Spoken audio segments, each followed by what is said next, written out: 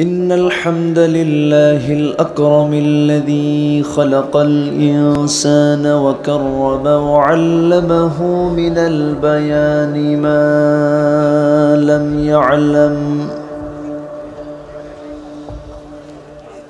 فسبحان الذي لا يحصى امتنانه باللسان ولا بالقلم. نشهد أن لا إله إلا الله وحده لا شريك له، ونشهد أن سيدنا وحبيبنا ومولانا محمدًا عبده ورسوله الذي أرسله بالحق بشيرا ونذيرا وداعيا إلى الله بإذنه وسراجا وقمرا منيرا. فقد قال الله تعالى في كلامه المجيد وفرقانه الحميد: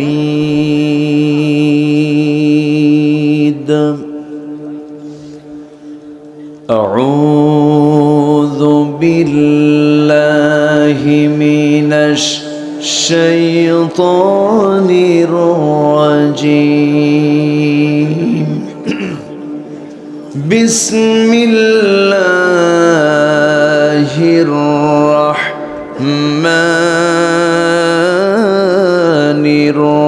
الرحيم. إنما وليكم الله ورسوله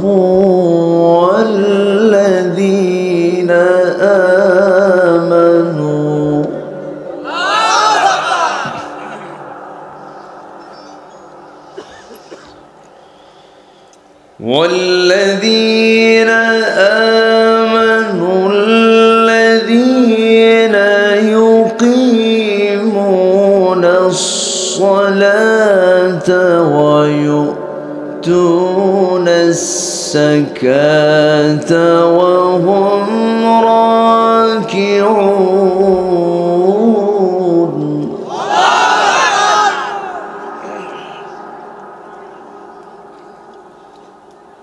ومن يتول الله ورسوله والذين آمنوا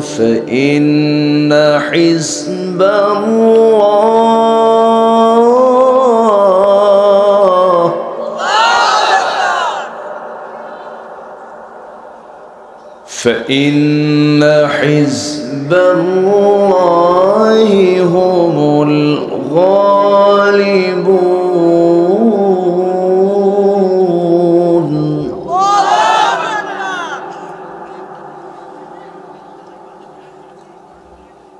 الله أكبر. بسم الله الرحمن الرحيم.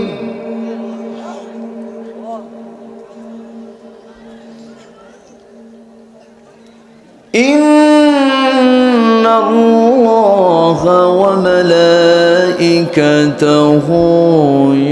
يصلون على النبي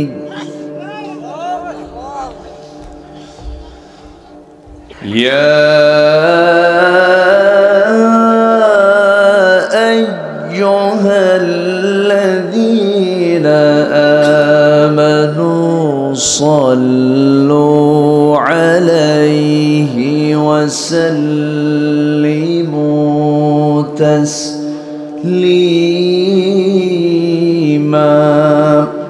اللهم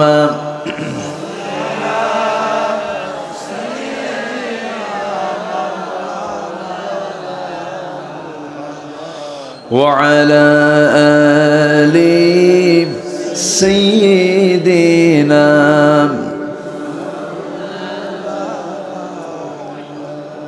একটু মোহব্বত দিয়ে নবীর প্রেমে মাতোয়ারা হয়ে জবান খুলে জোরালো কণ্ঠে উচ্চ আওয়াজে সবাই বলুন আল্লাহুম্মা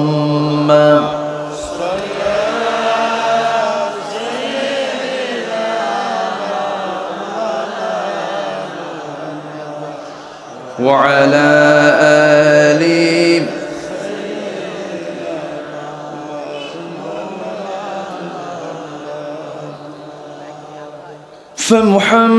فمحمدنا هو سيدنا فالعز لنا لإجابته اللهم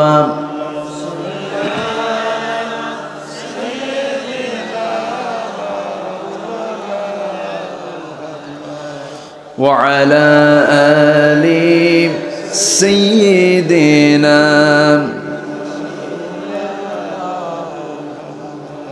শিবে আবু তালিব সে এক কারাগার কাটলো সে ঠাই তোমার বহুদিন হলো পার শিবে আবু তালিব সে এক কারাগার কাটলো সে ঠাই তোমার বহুদিন হলো পার না খেয়ে না ঘুমে কত রাত কেঁদে কেঁদে দিন কায়েমের তরে ধৈর্য ধরে ধরে হে রাসূল এসে গেল বদর উহুদ খন্দক পরীক্ষা জান মাল দিয়ে পাশ হলো সকল পরীক্ষা অবশেষে হয়ে গেল দিন কায়েমের বিজয় তরী রাসূল আমার বলে দিলেন খায়রুল কুরুনি করনি আল্লাহুম্মা সাল্লি আলা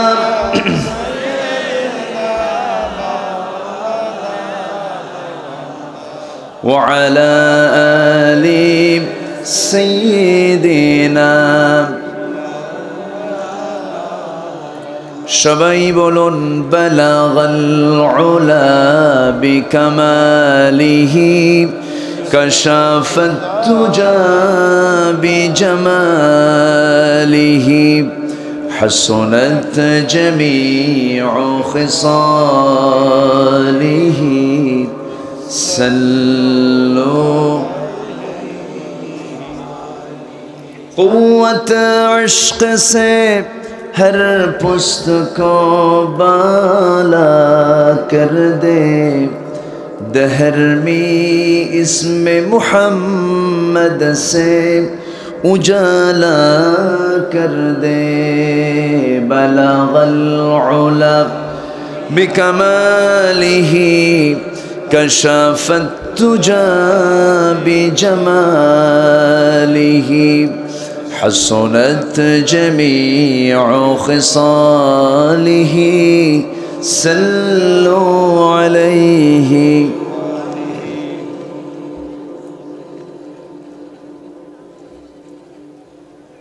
খুলনা অঞ্চলের ঝিনাইদহ জেলার কালীগঞ্জ উপজেলার চাপালি গ্রামবাসী মাহফিল ইন্তেজামিয়া কমিটি কর্তৃক আয়োজিত চাপালি ফুটবল মাঠে অনুষ্ঠিত তৃতীয় বার্ষিকী তাফসিরুল কোরআন মাহফিল 2021 মহৎ আয়োজনের সম্মানিত সুযোগ্য সাহেবে সদর সভাপতি জনাব গোলাম সরওয়ার পুটু সাহেব, আজকের প্রোগ্রামের প্রধান অতিথি মাননীয় সাংসদ, আজকের প্রোগ্রামের বরেণ্য মেহমানবৃন্দ, বিশেষ করে আমার পূর্বে কথা বলেছেন নন্দিত আলেমে দ্বীন, বিশিষ্ট ইসলামী চিন্তাবিদ হাফিজ মাওলানা খালিদ সাইফুল্লাহ মিরাজ, উপস্থিত হাজরাত উলামায়ে কেরাম, ফদলায়ে ইজাম, সুশীল সমাজ, জাতির শ্রেষ্ঠ সন্তান শিক্ষক মণ্ডলী, জাতির বিবেক সাংবাদিক বৃন্দ, প্রশাসনের দায়িত্ব নিয়োজিত কর্মকর্তা বৃন্দ,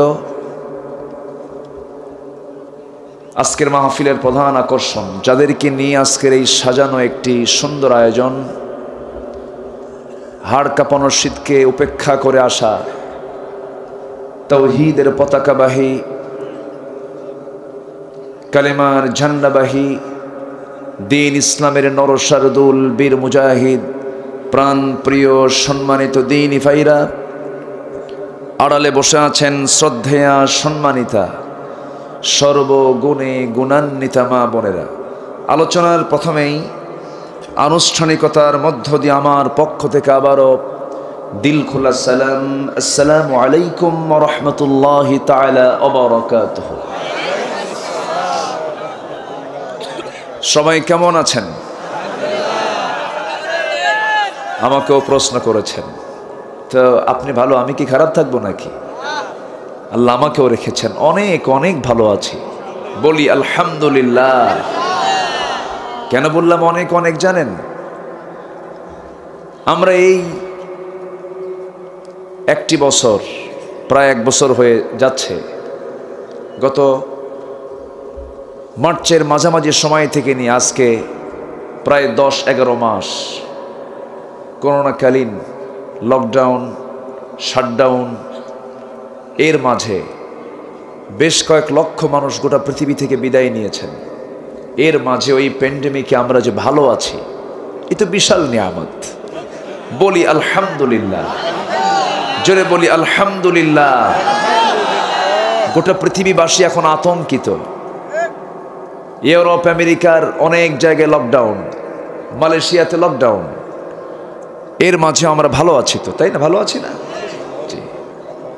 যিনি আমাকে আপনাকে সুস্থ রেখে, সবল রেখে, সুস্থ মস্তিষ্কে, যিনি আমাকে আপনাকে এমন একটি বাগে জান্নাহ, দি পার্ট অফ হ্যাভেন, জান্নাতের এমন একটি টুকরায় যিনি আমাকে আপনাকে আসার বসার তৌফিক দিলেন, শুকর আদায় করছি মুহাব্বাতান, জোরালো কণ্ঠে, একসঙ্গে সমস্বরে স্বতঃস্ফূর্তভাবে আকাশ বাতাস মুখরিত করে বলে উঠছি আলহামদুলিল্লাহ। আবারও বলছি আলহামদুলিল্লাহ, চিৎকার মেরে বলছি আল্লাহুম্মা ইন্নী আসআলুকা আল হুদা ওয়াত তুকা ওয়াল আফাফা ওয়াল গিনা। সবাই বলি আল্লাহুম্মা লাকা আসলামতু ওয়া বিকা আমানতু ওয়া আলাইকা তাওয়াক্কালতু ওয়া ইলাইকা আনাবতু। জীবনের সকল জায়গায় ভরসা কার? হেফাজত করবেন কে? আমার সকল উন্নতি অবনতি কার হাতে? আমার সৌভাগ্য দুর্ভাগ্য কার হাতে? আমার সুস্থতা অসুস্থতা কার হাতে? যখন মার পেটে সন্তান আসে, 40 দিন যাওয়ার পরেই বিকেতবি আজালিহি ওয়া আমালিহি সাকিয়ুন আম সাঈদুন, তার সৌভাগ্য, তার ভাগ্য, তার টাইম, তার হায়াত, মৌত সব সিলেকশন করে দেন কে? আল্লাহ তাআলা। সেই মহান মাবুদের আমরা শুকর আদায় করে নিলাম। আমার পূর্বের মেহমান খুব কম সময় পেয়েছেন, আমার মন চাচ্ছিল তিনি আরও কিছু কথা বললে ভালো হতো, কিন্তু শীত রাত, প্রচণ্ড ঠান্ডা। আজকে ঠান্ডা বেশি মনে হচ্ছে না? একটু বেশি ঠান্ডা আমার কাছে মনে হচ্ছে। এই প্রচণ্ড হাড় কাঁপানো শীতের ভিতরে এত মানুষ যারা এসেছেন, আমি শুনেছি পুরুষের চাইতে মহিলা কোনো অংশে কম না, মনে হয় বেশি হবে। এই যে মায়েরা, ভাইয়েরা যারা এসেছেন, বাবারা যারা আসছেন, এই স্যাক্রিফাইস কিন্তু কোরআনের জন্য, বলি আলহামদুলিল্লাহ। এই ঠান্ডার ভিতরে ঠান্ডা মাটিতে বসা, তবে এটার পুরস্কার আছে না নাই? একদিন আমরা টের পাবো, টের পাবো না? একদিন টের পাবো। এটার প্রাপ্তি দিবেন কে? আল্লাহ দিবেন। সম্মানিত ভাইয়েরা, আমি আলোচনার প্রথমেই সূরা মায়েদার 5 নম্বর সূরা মায়েদার 55 এবং 56 এই দুটি আয়াত আমি তেলাওয়াত করেছি। এই দুটি আয়াতকে সামনে রেখে আমি কিছু কথা উপস্থাপন করতে চাচ্ছি। আল্লাহ বলছেন, তোমরা বন্ধু বানাও আমার নির্দেশ মতো। তাহলে আমরা যে বন্ধু বানাবো, সেই বন্ধু নির্বাচনে আল্লাহর পরামর্শ নেওয়ার দরকার আছে না নাই? আসতে বলবেন না, আছে না নাই? সৎসঙ্গে স্বর্গবাস, অসৎসঙ্গে সর্বনাশ। এটা হচ্ছে মূলত শেখ সাদির কথা। এটা বাংলায় অনুবাদ হয়েছে নকল। সাহবাতে সালেহ তেরা সালেহ কুনাত, সাহবাতে তালেহ তেরা তালেহ মে কুনাত। আমার সংস্পর্শ যদি ভালো লোকের সাথে হয়, আমি ভালো হয়ে যাব। আর আমার সংস্পর্শ যদি ইয়াবাখোরের সঙ্গে হয়, গাঁজাখোর হব, ঠিক কিনা? এই জন্য সংস্পর্শ ভালো হওয়ার দরকার আছে না নাই? আছে। সব ধরনের বন্ধু নির্বাচন করা যাবে না। বিশেষ করে 5 শ্রেণী কোনোদিন বন্ধু বানাবো না আমরা। 5টা শ্রেণীকে আমরা কখনো বন্ধু বানাবো না। এটা একটু পরে আমি লাইনে এসে এক সময় বলে ফেলবো ইনশাআল্লাহ। তো আমি যাচ্ছি মূল আলোচনার দিকে। রাত যেহেতু একটু বেশি হয়েছে, শেষ হতেও আজকে একটু সময় লাগবে। আমাকে সময় কি দেওয়া যায়? সবাইকে আমাকে সময় দিবেন? জোরে বলি ইনশাআল্লাহ। যে কালীগঞ্জ, তাই না? কই কালি টালি নাই তো, সব তো ধলা। আলহামদুলিল্লাহ। কোথায় কালু? আমরা সবাই সুন্দর। মানুষ কি অসুন্দর নাকি? কোথায় আমরা কালু? কোথায় আমরা কালি? না, আমরা সবাই সুন্দর। কালো সুন্দর, ধলাও সুন্দর, লম্বাও সুন্দর, চিকনও সুন্দর, মোটাও সুন্দর। সব সুন্দরের খেলা কার? যদি এরকম না হতো তাহলে আল্লাহ রাব্বুল আলামিন কেন বললেন? যারা পারেন ঠোঁট মিলিয়ে বলুন, ওয়াত্তিন ওয়াসসাইতুন ওয়া তুরি সিনিন ওয়া হাদাল বালাদিল আমিন। এতক্ষণ পর্যন্ত কসম খেলেন কে? এরপরে বলছেন, কসম খেয়ে বলছেন, লাকাদ খালাকানাল ইনসানা ফি আহসানি তাকওয়িম। আমি মানুষকে, আহসান ইসমে তাফসিল থেকে এসেছে, সবচেয়ে সুন্দর করে পৃথিবীতে মানুষকে আমি বানিয়ে দিয়েছি। এমন সুন্দর করে কোনো প্রাণীকে আমি আল্লাহ রাব্বুল আলামিন সৃষ্টি করি নাই। সবচেয়ে সুন্দর থেকে সুন্দরতর করে মানুষকে আমি আল্লাহ বানিয়ে দিয়েছি। বান্দা, সকল সৃষ্টির দিকে তাকাও আর তোমার দিকে তাকাও, তুমি টের পেয়ে যাবে। জোরে বলি সুবহানাল্লাহ। আমার আপনার সামনে সকল প্রাণী আছে না নাই? জীব জগৎ আছে না নাই? সমুদ্রের প্রাণীর দিকে তাকান, এরপরে স্থলভাগের দিকে তাকান। যেই দিকে আপনি তাকান, যত প্রাণীর দিকে তাকাবেন না কেন, নিজের সৃষ্টির দিকে তাকালে, নিজের জীবনের দিকে তাকালে দেখা যায় আল্লাহ রাব্বুল আলামিন সবচেয়ে উত্তম করে আমাকে বানিয়েছেন। জোরে বলি সুবহানাল্লাহ। কিন্তু এখন একটা প্রশ্ন আসতে পারে, শক্তির দিক থেকে মানুষ শক্তিশালী না হাতি শক্তিশালী? হ্যাঁ, গায়ের জোরে বলেন, শক্তি কার বেশি? মানুষের গায়ে শক্তি বেশি না তিমির গায়ে শক্তি বেশি? মানুষের গায়ে শক্তি বেশি না একটা ষাঁড়ের গাভীর গায়ে শক্তি বেশি? গাভীর গায়ে শক্তি বেশি, ষাঁড়ের গায়ে শক্তি বেশি। শক্তির দিক থেকে বিশাল বড় হাতি, বিশাল বড় তিমি, টনকে টন ওজন হওয়ার পরেও হাতি মানুষকে চালায় না, মানুষ হাতিকে চালায়। মানুষ হাতিকে চালায় কি দিয়ে চালায়? কি দিয়ে চালায়? বুদ্ধি।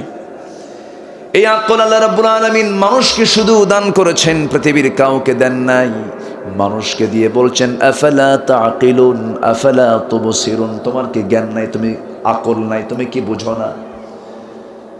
এই আকলটা আল্লাহ রাব্বুল আলামিন সমস্ত মানুষের ভিতরে দিয়েছেন, কিন্তু প্রাণীর মধ্যে দেন নাই। মানুষের প্রাণীর মধ্যে কোনো বিবেক দেন নাই, প্রাণীর মধ্যে কোনো সেন্স দেননি। আল্লাহ রাব্বুল আলামিন তাদের মধ্যে কামনা বাসনা দিয়েছেন, কিন্তু কোনো বিবেক বুদ্ধি দেন নাই। এই জন্য গাভীর সামনে, গরুর সামনে, ছাগলের সামনে যদি কেউ আকাম কুকামো করে, তারা কিছু বলে নাকি? বলে না।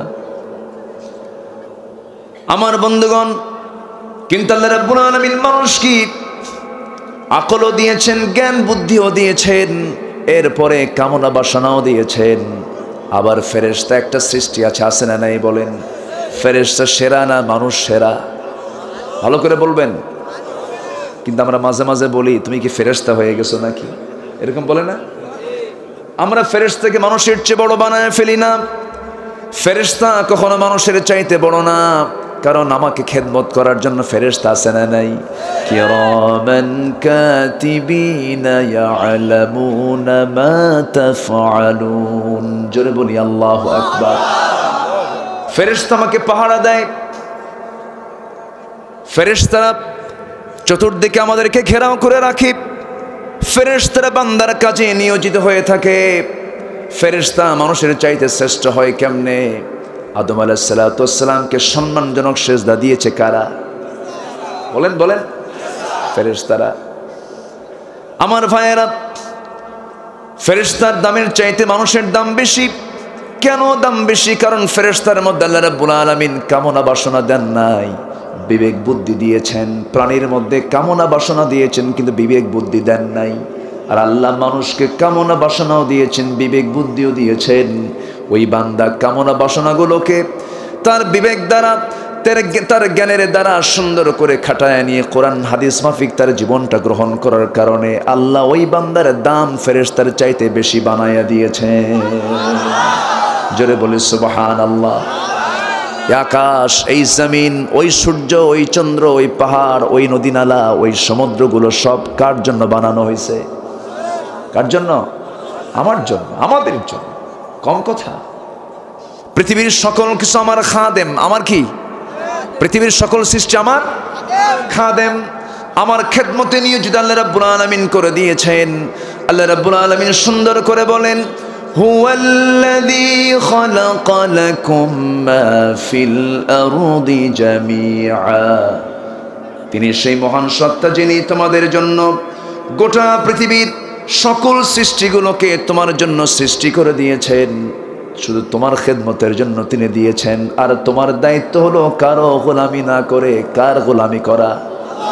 ওয়া আনি'বুদুনি হাদা সিরাতুম মুস্তাকিম। সিরাতুল মুস্তাকিম মানে হলো ইবাদত করব কার? আসতে বলবেন না, কার? আল্লাহ তাআলা। আমার ভাইয়েরা, একটু কান লাগান, মনোযোগ দিয়ে আমরা একটু শোনার চেষ্টা করি। সেকেন্ড একটা চলে যাচ্ছে, সেই সেকেন্ড কি আর ফিরে নাকি?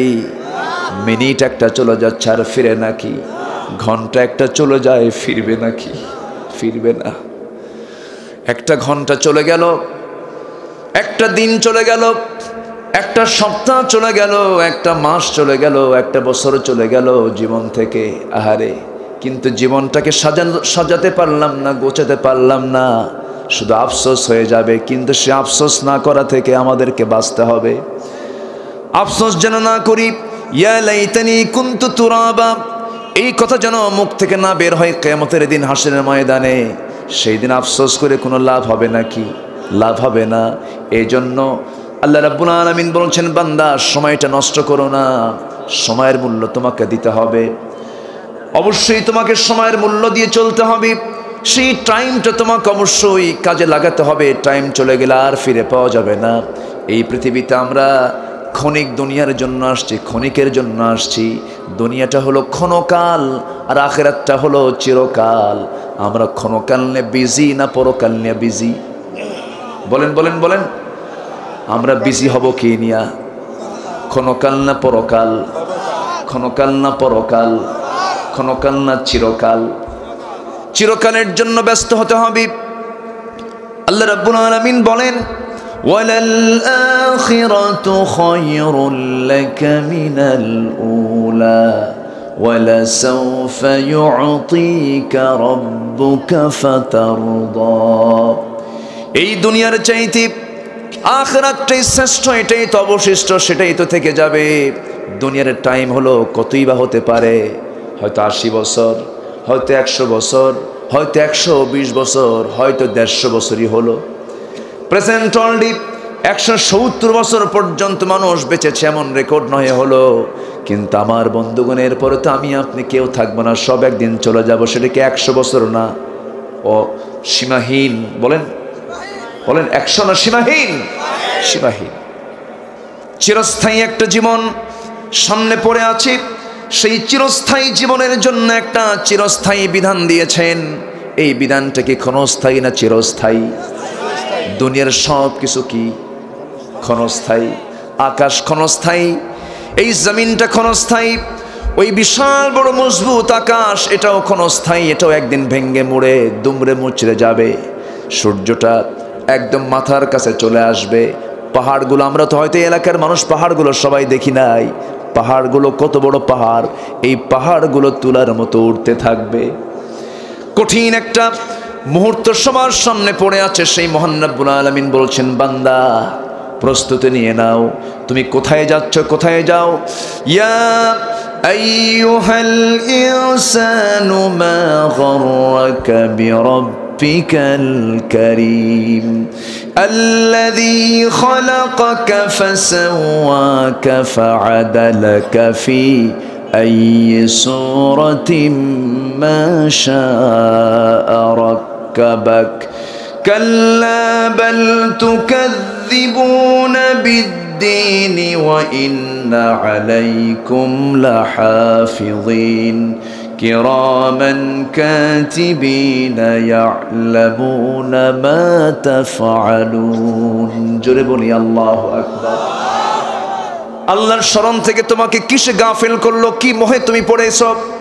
আল্লাহ রাব্বুল আলামিন আরেক জায়গায় বলছেন, যারা পারেন ঠোঁট মিলিয়ে বলুন, আলহাকুমুত তাকাসুর হাত্তা যুরতুমুল মাকাবির কাল্লা সাওফা তা'লামুন সুম্মা কাল্লা সাওফা তা'লামুন।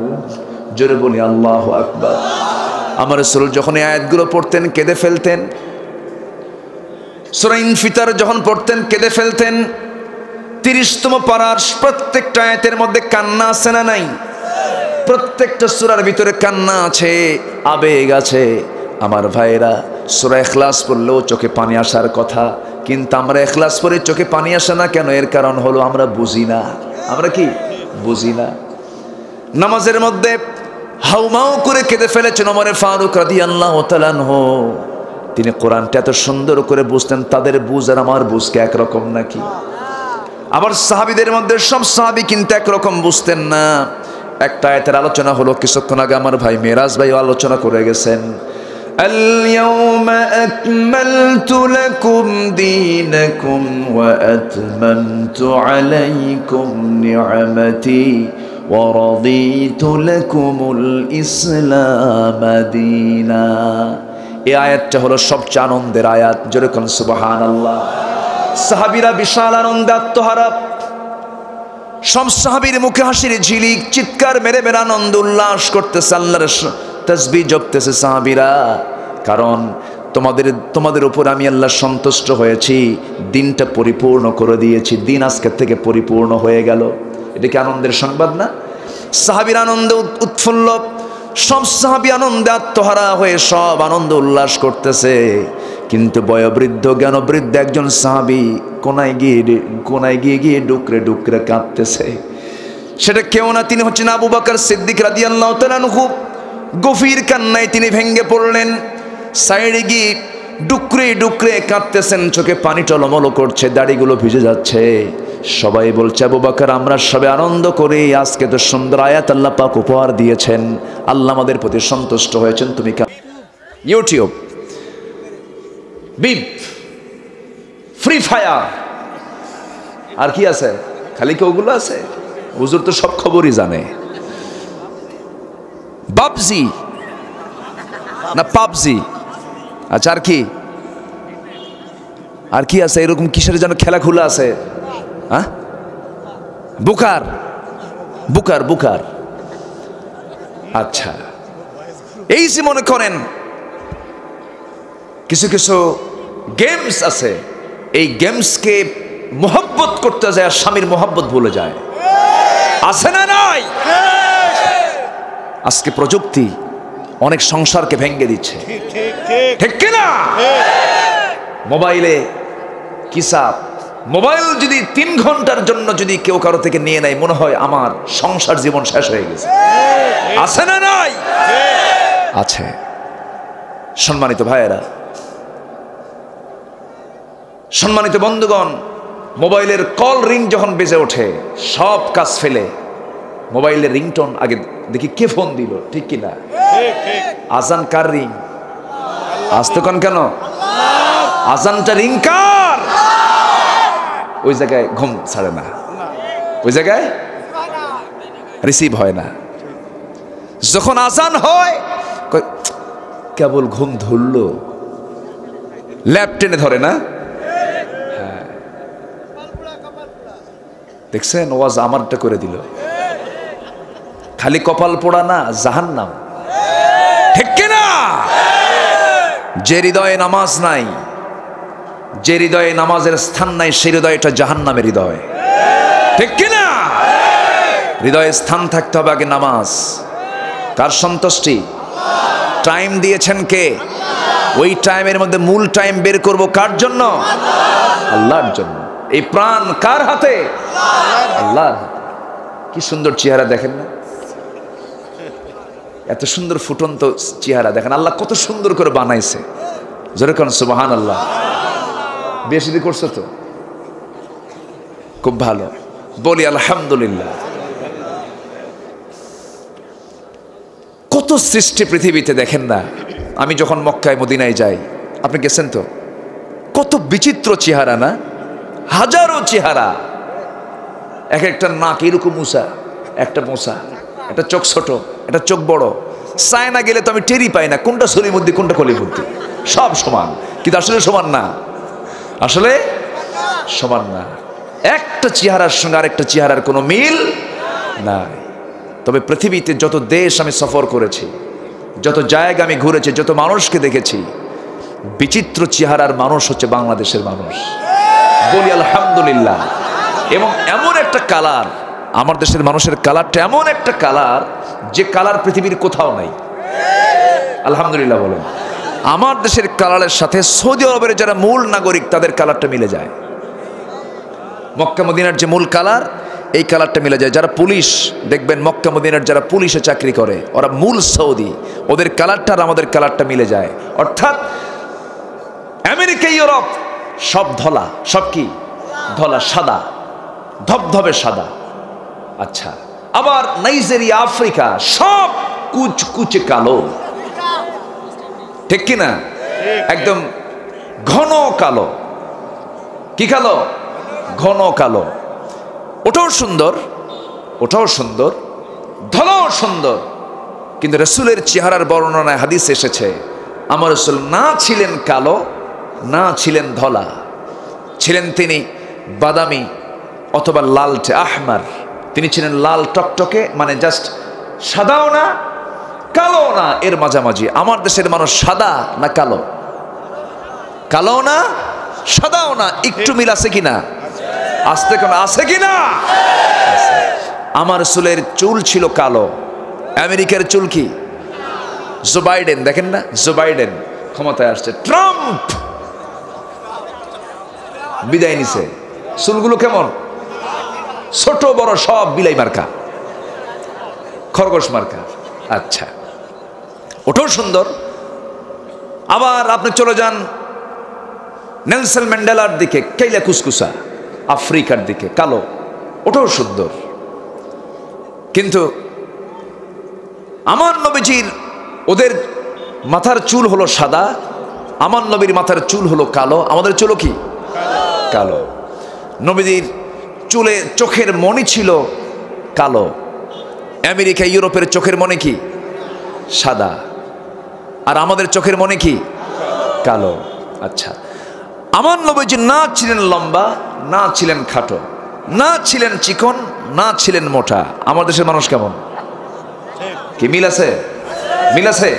আমার নবীজির ঘর ছিল কাবা শরীফের ঠিক পূর্ব দিকে। আমার নবীর বাড়ি থেকে কেবলা হলো পশ্চিম। আমাদের কেবলাও কোন দিকে? বলেন বলেন বলেন। আমরা কার বাসিন্দা? রাসূলের বাসিন্দা। কি কথা কি বুঝতেছেন? কথা কি বোঝেন? আচ্ছা, তাহলে নবীজির প্রতিবেশী আমরা, চেহারার মিল আছে। তারপরে বাহ্যিক যে স্ট্রাকচারগুলো সব দিলাম, মোটামুটি সব মিল আছে। চরিত্রের মিল,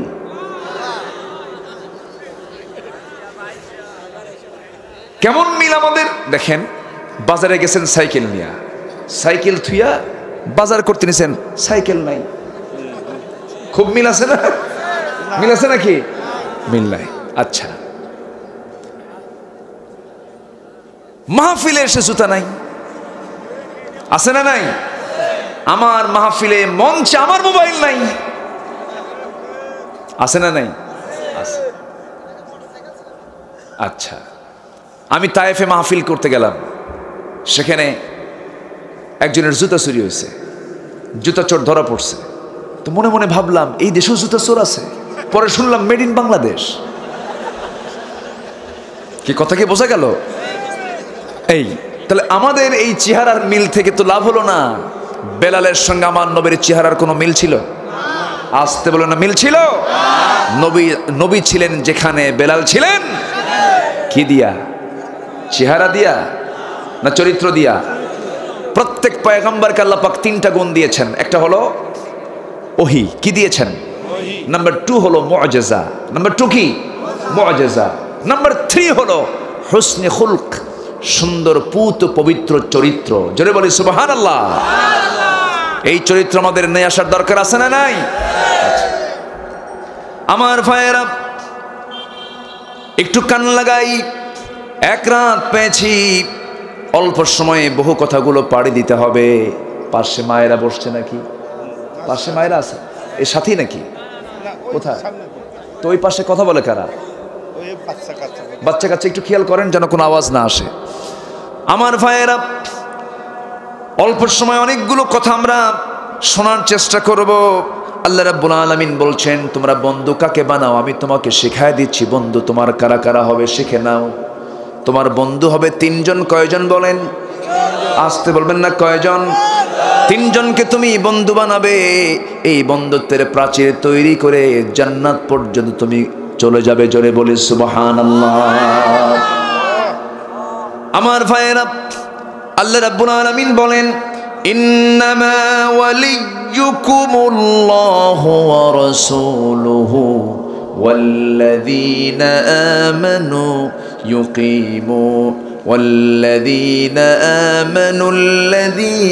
يقيمونَ الصَّلَاةَ وَيُؤْتُونَ الزَّكَاةَ وَهُمْ راكعون। জোরে বলি আল্লাহু আকবার। এই বন্ধু যদি ঠিকঠাক মতো বানিয়ে নিতে পারো, তোমরাই হবে আল্লাহর দল। কার দল হবে? আমরা দল করব কার? এই দুনিয়াতে দল মূলত কয়টা বলেন? মূলত দল কয়টা? 2টা। একটা হচ্ছে কার দল? আল্লাহর দলের আরবি হলো, কোরআনের ভাষা হলো হিজবুল্লাহ। বলেন কি? আরো জোরে, আরো জোরে। আর যেখানে আল্লাহর দল নাই সেখানে কার দল? তার নাম হচ্ছে হিজবুশ শাইতান। হিজবুশ শাইতান। তাহলে আমাদের মূলত গোটা দুনিয়া জুড়ে দল কয়টা বলেন? একটা হলো আল্লাহর দল, আরেকটা হলো শয়তানের দল। তাহলে আমার দেশে 2 দল না শত শত দল? বলেন বলেন। এই শত শতের মাঝে অবশ্যই শয়তানের দল আছে না নাই? আমরা একটু বের করে দেই, শুনবেন না? সবাই কি শুনতে রাজি আছেন? সুদ যারা খায় তারা কার দল? ঘুষ যারা খায় তারা কার দল? চুরি যারা করে তারা কার দল? সম্পদ যারা মেরে খায় কার দল? রাস্তার টাকা যারা মেরে খায় তারা কার দল? জনগণকে জিম্মি করে মামলায় ঠুকায় দেয় তারা কার দল? অযথা মামলা বাজি করে তারা কার দল? ঠকবাজি করে তারা কার দল? কি কথা কি বুঝে আসতেছে? কথা বুঝে আসে? আমার ভাইয়েরা, আমার বন্ধুগণ, আমরা মনে করি আল্লাহ তুমি আমার বানাইছো, আকাম কুকাম যা করি করি শেষ জীবনে এসে তওবা করব, টাকা দিয়ে হজ করব, কিছু দান সদকা করব, আল্লাহ আমারে মাফ করেই দেবে। কোনো ক্রমেই সম্ভব নয়। 5টা প্রশ্নের জবাব তুমি না দেওয়া পর্যন্ত এক কদম নড়াতে পারবা না। লা তাজুলু কদমা ইবনে আদম হাত্তা ইউসআলা আন 50। কোন আদম সন্তান এক কদম নড়াতে পারবে না যতক্ষণ না 5টা প্রশ্নের জবাব না দেবে। এর মধ্যে ওয়ান শাবাবিহি ফিমা বালাহু, যৌবন সম্পর্কে প্রশ্ন করা হবে। যৌবনকাল তুমি কোন কাজে ব্যয় করেছো? ও যুবক, যুবকদের জন্য বিশেষ করে বলি, বুড়া যারা হয়ে গেছেন বুড়ার জন্য কিছু ছাড় আছে না নাই? কিন্তু যুবক যারা আছো, ওই যুবকরা, যৌবন সম্পর্কে তোমাকে প্রশ্ন করা হবে। যৌবন নষ্ট করার জন্য নষ্ট মহিলা সমাজে আছে না নাই? আসতে বলবেন না, আছে না নাই? আজকের সমাজে ভালো মহিলা বেশি না নষ্ট মহিলা বেশি? বলেন বলেন বলেন। আমার মায়েরা নষ্ট হয়ে গেল কেন? আমার মাদেরকে আমি নষ্ট বলছি না, ভুল বুঝবেন না, মারা তো মা, আমি তাদেরকে সম্মান দিয়ে কথা বলবো। কিন্তু মাদেরকে নষ্ট করার জন্য প্ল্যান মেকার কিছু আছে না নাই? পরিকল্পনা করে মেয়েদেরকে নষ্ট করা হচ্ছে। বইয়ের সিলেবাসের মধ্যে দেওয়া হচ্ছে নারী এবং পুরুষ স্বইচ্ছায় পারস্পরিক যৌন অনুভূতিতে যদি পরস্পরকে যদি গ্রহণ করে নেয়, এতে কোনো দোষের কিছু না। সিলেবাস এটা দিল, আবার আনুষ্কা ধ্যান ধরা খেলো, মামলাও হলো। এটা আবার কেমন কথা? সিলেবাসে লেখা হলো নারী এবং পুরুষ একসঙ্গে তারা বন্ধুত্বের প্রাচীর তৈরি করে যদি যৌন অনুভূতিতে, যদি পরস্পর সম্মতিতে যদি যৌন ক্রিয়া করে, কোনো অপরাধ হবে না। এই কথা পাশ করে দেওয়া হলো। আবার ধর্ষণের বিচার, সর্বোচ্চ শাস্তি মৃত্যুদণ্ডের জন্য অর্ডার দেওয়া হলো। এটা কেমন কথা? পুকুরে কি বলে, একটা কূপের ভিতরে বিড়াল পড়ে মারা গেল। বিড়াল পড়ে মারা যাওয়ার পর সেই কূপের পানি পরিষ্কার করার জন্য বিড়াল আগে তুলবো না পানি আগে তুলবো? বলেন কি আগে তুলতে হবে? মনা বিড়ালটাকে তুলে নিয়ে 100 বালতি, 200 বালতি, 300 বালতি পানি তোলার পর কূপের পানি পরিষ্কার হয়ে যাবে। ঠিক তেমনি এই যে সমাজে ধর্ষণ, জেনা, ব্যভিচার, এই সমস্ত সামাজিক অপরাধগুলো সংগঠিত হচ্ছে, এগুলো বন্ধ করার জন্য আগে আইন করে এই সমস্ত কামগুলো আগে বন্ধ করতে হবে, এরপরে শাস্তি নিশ্চিত করতে হবে। ঠিক কিনা? আমার ভাইয়েরা, মাদের জন্য বড় আফসোস লাগে আমার। কত মেয়ে নষ্ট হয়ে যেতেছে। মেয়েদেরকে দোষ দিয়ে কি করবেন? মেয়েদের হাতে তো কোরআন নাই, তাদেরকে দিন শেখানো হয় না, তাদেরকে দিন বোঝানো হয় না, তাদেরকে কোরআন বোঝানো হয় না। আমার দেশের মায়ের এত সরল সোজা, মাদেরকে যা বলা হয় তাই তারা শোনে। খুব নরম নরম দিল, খুব তারা দিনকে ভালোবাসতে চায়। কিন্তু এমন অসভ্য বাপ বাংলার জমিনে আছে, বাপ হয়ে মেয়েকে মঞ্চে তুলে দিয়ে বলে মা তুই নাচ, আর সে হাতের তালি মারে। 32 দাঁত ভেঙে ফেলা দরকার। রাজি আছেন কারা কারা? হাত উঁচু করে দেখা।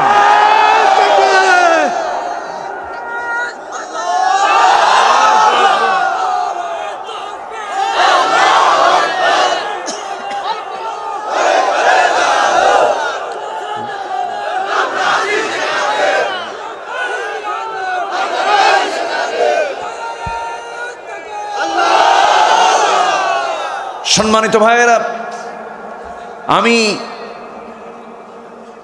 এই দেশের মাদের নিরাপত্তা নিশ্চিত করার জন্য আমি যেটা বলতে চাই, আমি তো ছোটখাটো মানুষ, আসে লক্ষ লক্ষ হাজার হাজার মানুষ মাহফিলে আসে কোরআন শোনার জন্য। একটা বছরে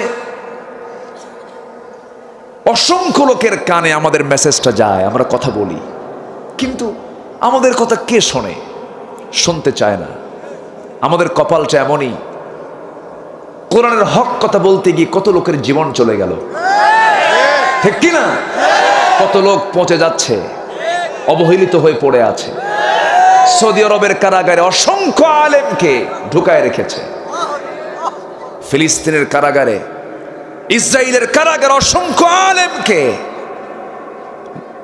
জেলখানায় পুরে নির্যাতন নিপীড়ন করা হচ্ছে। শুধু গোটা পৃথিবীর কোথাও শান্তি নেই। ইহুদি এবং খ্রিস্টানদের সবচেয়ে বড় অস্ত্র এখন, ঈমান নষ্ট করার জন্য সবচেয়ে বড় অস্ত্র হলো নারীদেরকে উলঙ্গ করে ঘর থেকে বের করো। কথা কি বোঝা যায়? মেয়েরা এতটাই ব্যবহৃত হচ্ছে। মোবাইলে ফোন দিয়েছেন সলিমুদ্দিকে, সলিমুদ্দির ফোন বন্ধ। দুঃখিত, পুরুষ না মহিলা? মহিলা। কোনো চাকরিতে, কোনো অফিসে, সেই জায়গায় রিসেপশনে চাকরি পাওয়ার জন্য পুরুষ না মহিলা? মহিলা। সে মহিলার গায়ে কি কাপড় চোপড় আছে? কাপড় চোপড় আছে? কে বলেছে কাপড় চোপড়? উলঙ্গ হলে তো দেখবেই না কেউ, আবার পুরো ঢাকলেও কেউ দেখবে না। পুরো ঢাকলেও কেউ দেখবে না, উলঙ্গ হলেও কেউ দেখবে না। তাহলে দেখবে কেমন? যেমন করে সাজান লাগে ওই রকম করে সেজে গুছে, ঠোঁট সাজায়, চোখ সাজায়, কপাল সাজায়, চুল সাজায়, হাত সাজায়, পা সাজায়, গোটা বডি সাজায়। স্বামীর জন্য না সবার জন্য? একটা মহিলা কি সবার? মহিলা কয়জনের বলেন? মহিলা কয়জনের? আর বানাচ্ছে সবার। রোগ কি একজনের হবে না সবার হবে? কি কথা কি বোঝা গেল? রোগ ছড়ার কারণ কি বোঝা যাচ্ছে তো? আচ্ছা, সে মেয়েটা বসে থাকলো রিসেপশনে, সারাদিন চুল টুল ছেড়ে দিয়া ভেসকি মেরে চুপ করে বসে আছে। যখন কোনো ক্লায়েন্ট আসে, কাস্টমার আসে, সামনে দাঁড়ায়, আসসালামু আলাইকুম, আছে না নাই বলেন তো? আপনি কোন পিতা আপনার মেয়েকে এই জায়গায় দিয়েছেন? নারী তো চাকরানী নয়, নারী হচ্ছে রাজরানী, ঠিক কিনা? আজকে নারীদের কোনো মূল্য নাই। নারীর মূল্য চাকরিতে নয়, নারীর মূল্য শুধু চাকরিতে নয়, শুধু ক্ষমতায় নয়। বড় প্রমাণ হয়ে গেল দেশের সবচাইতে পাওয়ারফুল একজন নারী হওয়ার পরও ধর্ষণ বাংলার জমিন থেকে যাচ্ছে না, ঠিক কিনা? এটার চাইতে বড় প্রমাণ আর কি? ক্ষমতা পেলেই মেয়েদের প্রতি নির্যাতন জুলুম বন্ধ হবে না। নির্যাতন, জুলুম, ধর্ষণ এই সমস্ত কিছু বন্ধ করার জন্য প্রয়োজন সময়ের দাবি হলো কোরআনের বিধান কার্যকর করা, ঠিক কিনা? এটাই হচ্ছে বড় বিষয়। বাড়িতে লেগেছে আগুন, নেভানোর জন্য কি দরকার বলেন? বাড়িওয়ালা হাউমাউ করে কান্দে, যার কাছে যা কিছু আছে তা নিয়ে আমারে বাঁচাও। যখন চিৎকার করে কান্দি, সামনে দিয়ে যাচ্ছিল একজন, কোন এক আল্লাহর গোলাম যাচ্ছে, যখন শুনেছে যার কাছে যা কিছু আছে তা নিয়ে আমারে বাঁচাও, এক ড্রাম ডিজেল নিয়ে যাচ্ছিল। বিসমিল্লাহ বলে এক ড্রাম ডিজেল দিছে ঢেলে আগুনে। আগুন কি কমবে নাকি?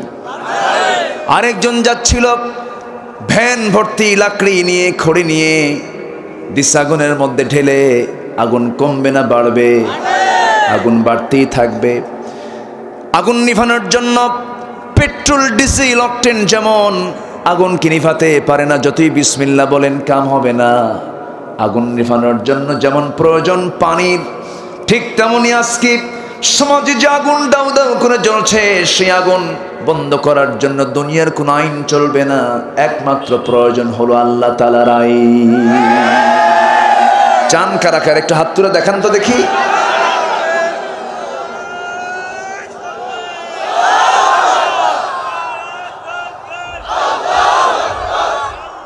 জোরে বলি ইনশাআল্লাহ। আজকে টেলিভিশন টক শোতে বসে নারীর গোপনাঙ্গের গবেষণা হয়।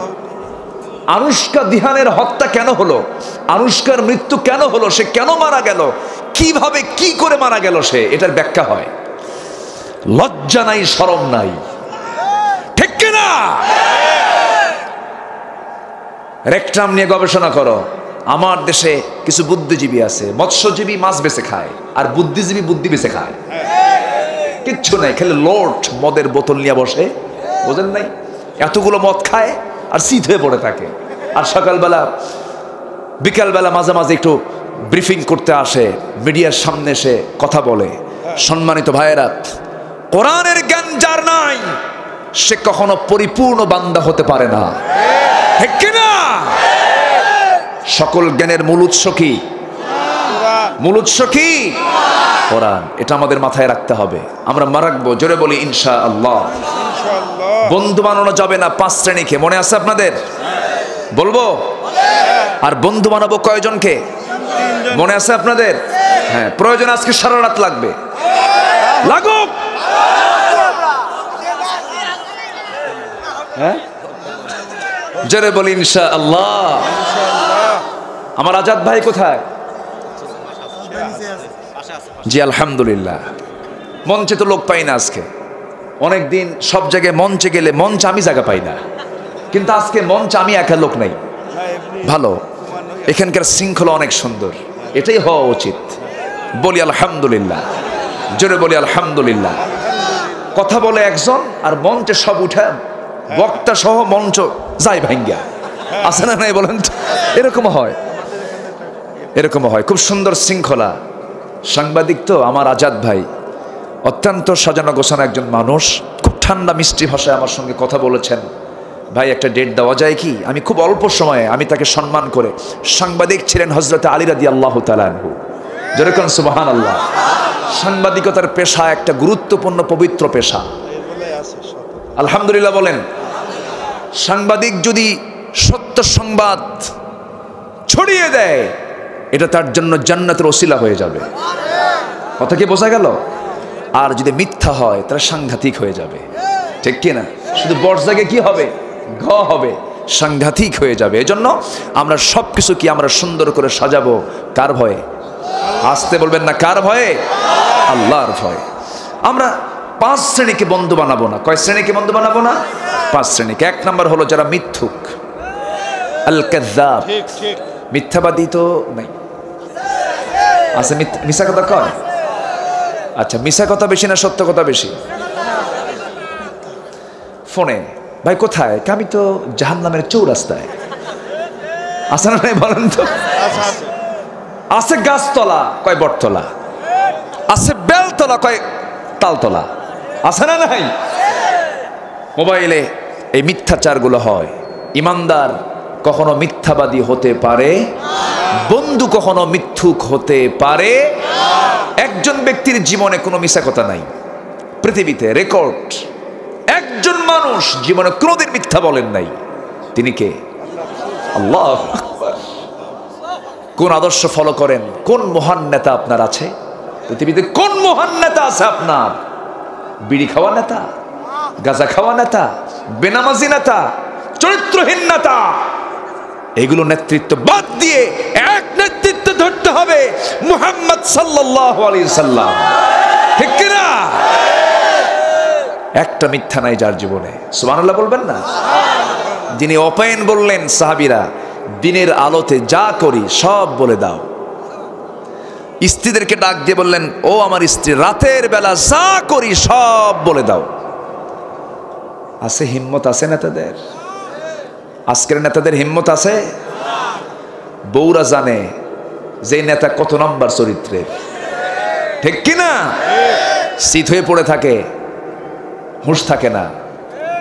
সম্মানিত ভাইয়েরা, চারিত্রিক সনদ যদি আমরা নিতে চাই, একজন চরিত্র ফলো করতে হবে, তিনি হচ্ছেন মুহাম্মদ সাল্লাল্লাহু আলাইহি ওয়াসাল্লাম, যার জীবনে একটা মিথ্যা নাই। কৌশল করেও মিথ্যা বলেন নাই তিনি, কোনদিন হিকমত খাটায় তিনি কোনো কথা বলেন নাই। ইব্রাহিম আলাইহিস সালাতু ওয়াস সালাম হাশরের ময়দানে কিয়ামতের দিন সমস্ত আদম সন্তান আদম আলাইহিস সালাতু ওয়াস সালামের কাছে যাবি, তিনি বলবেন বলতে পারবো না, তোমাদের জন্য আমি আল্লাহকে কিছুই করতে বলতে পারবো না। বিচার কাজ কখন শুরু হবে আমি এই নিয়ে আল্লাহকে বলবো কেমনে? আল্লাহ তোমাকে বলেছেন ফালা তাকরাবা হাযিহিস শাজারা, গাছের নিকটে যেও না। আমি গিয়েছিলাম ওই নিষিদ্ধ বৃক্ষের কাছে, আমি চলে গিয়েছিলাম। ফাযাল্লাহুমা শাইতান, শয়তান আমাদের দুজনকে পদস্খলন করেছিল। আমরা কিচ্ছু বলতে পারবো না, তোমরা চলে যাও ইব্রাহিমের কাছে। ইব্রাহিম আলাইহিস সালাতু ওয়াস সালাম বলবেন আমি পারবো না, কারণ আমাকে যখন প্রশ্ন করা হয়েছিল এই মূর্তিগুলো ভেঙেছে কে, আমি হিকমত খাটায় কথা বলেছি, আল্লাহ যদি আমাকে কতটুকুন ধরেন আমি পার কোনো সুযোগ পাবো না। তোমরা চলে যাও মুসার কাছে, মুসাও তাই বলবেন। তোমরা চলে যাও ঈসার কাছে, ঈসা আলাইহিস সালাতু ওয়াস সালাম তাই বলবেন। সকল উম্মতরা চলে যাবে, সমস্ত মানুষরা চলে যাবে আমার নবীর কাছে। আমার নবীজি মাকামে মাহমুদে সেজদারত অবস্থায় থাকবেন। আমার নবীজিকে যখন বলা হবে নবীজি আমার সেজদার মধ্যে পড়ে থাকবেন, কাঁদবেন। আল্লাহ সেই সময় বলবেন হে রাসূল আজকে আপনি যা বলবেন তাই হয়ে যাবে, জোরে কোন সুবহানাল্লাহ। নবীজি পাপীর পক্ষে সুপারিশ করবেন নাকি? মৃত্যুকের পক্ষে সুপারিশ করবেন নাকি? না। আমার ভাইয়েরা, সেই নবী হচ্ছেন আমার রাসূল, সেই নবী আমার নেতা, সে রাসূল আমার নেতা। সেই রাসূলকে আমাদের আদর্শ বানাতে হবে। আল্লাহ রাব্বুল আলামিন বলছেন তোমার মডেল হবে কে? তোমার মডেল কি ভারতের নায়ক নাকি? সলমান খান, শাহরুখ খান? মানুষ না এগুলো, হাইওয়ান। মানুষ না হাইওয়ান? হাইওয়ান। এরা কেমনে মডেল হয়? উলঙ্গ হয়ে নাচানাচি করতেছে জাহেলি যুগের মতো। ইসলাম নাই, দিন নাই, নামের মধ্যে শুধু ইসলামটা আছে কিন্তু কামের মধ্যে কোনো ইসলাম নাই। আমার ভাইয়েরা, ওই সমস্ত লোকগুলো কেমন করে সেলিব্রিটি হয়, তারা কেমন করে মডেল হয়? এই পৃথিবীতে সমস্ত লোকের জন্য এখন প্রেজেন্ট ওয়ার্ল্ডে ফেসবুকের আইডি আছে না নাই? আছে। সবাই একটা ফেসবুক আইডি খোলে। মার্কিন প্রেসিডেন্ট জো বাইডেনের আছে, ডোনাল্ড ট্রাম্পের আছে, থেরেসা মের আছে, এরপরে বরিস জনসনের আছে, এরপরে আছে হলো কি ভারতের দামোদর দাস নরেন্দ্র মোদীর ওই ফেসবুক আইডি আছে। প্রত্যেকটা মানুষের ফেসবুকে একটা আইডি আছে। আমার নবীর কোন আইডি আছে নাকি?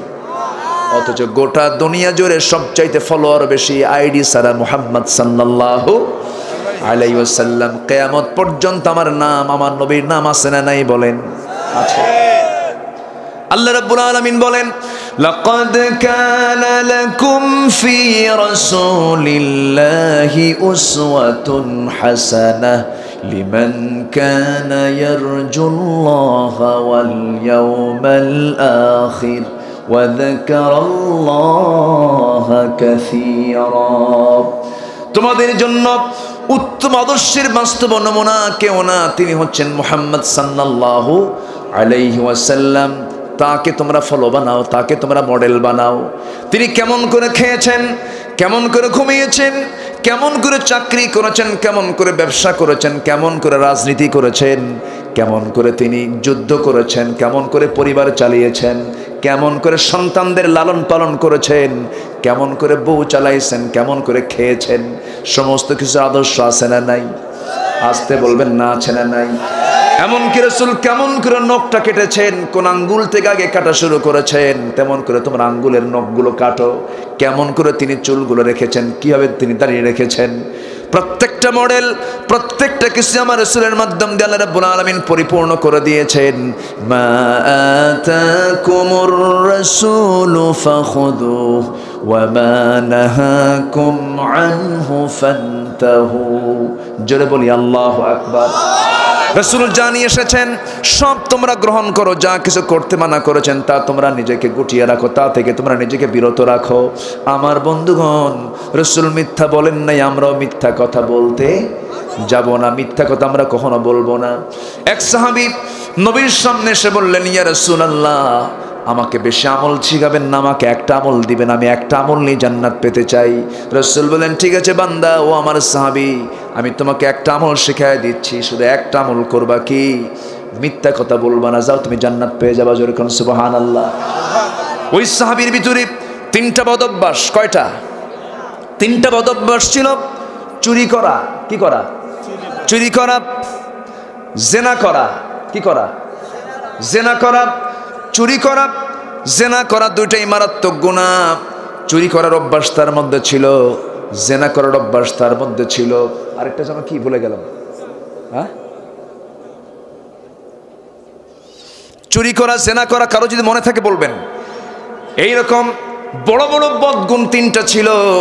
আমার নবীর কাছে একদিন চলে আসলেন রাসূল, বলেন সাহাবীরা, ও সাহাবী, গত রাত্রে তুমি কি, আরেকটা হলো মদ্যপান করা। কি করা? মদ্যপান করা। রাসূল বললেন, সাহাবী গত রাত্রে তুমি কি করেছো, কোন নারীর সামনে গিয়েছো? তখন সাহাবী মুস্কি হাসি মেরে বলছেন, ইয়া রাসূলুল্লাহ, আমি তো গত রাত্রে জেনার কাজ করেছি, আর জেনার কাজ জীবনে করব না, মিথ্যা বলা যাবে না। দ্বিতীয় দিন আবার আসছি, রাসূল বললেন, ও সাহাবী, গত রাত্রিতে তুমি কোন বাড়িতে কি করতে গেছো? হুজুর চুরি করছি। হুজুর আর জীবনে চুরি করব না। রাসূল বললেন, গতকালকে তুমি হাতের মধ্যে কোন বোতল নিয়েছিলে? হুজুর মদের বোতল নিয়েছিলাম। আল্লাহর কসম করে বললাম হুজুর, একটা আমল আমাকে ভালো বানায়া দিচ্ছে। জোরে কোন সুবহানাল্লাহ। মিথ্যা হচ্ছে সকল পাপের জননী। সকল পাপের কি জননী। যদি কেউ আল্লাহওয়ালা হতে চায়, যদি কেউ বুজুর্গ হতে চায়, শুধুমাত্র জিব্বার লাগামটা টেনে ধরবে, জিব্বাকে কন্ট্রোল করবে, এই জিব্বা থেকে মিথ্যা কথা সম্পূর্ণ বাদ দিয়ে দেবে, আল্লাহ তাকে জান্নাত অবশ্যই দিয়ে দিবেন। জোরে কোন সুবহানাল্লাহ। আমার ভাইয়েরা, আমার বন্ধুগণ, একটু মনোযোগ দিয়ে শোনার চেষ্টা করি। 5টা শ্রেণীর লোক কখনো আমার বন্ধু হবে না। নাম্বার 2 হলো আহম্মক লোক, যারা বোকা মানুষ, মূর্খ মানুষ আমার কখনো বন্ধু হবে না। মূর্খ যদি বন্ধু বানান, সে আপনার উপকার করতে গিয়ে ক্ষতির দিকটাই বেশি করে ফেলবে। ঠিক কিনা বলেন?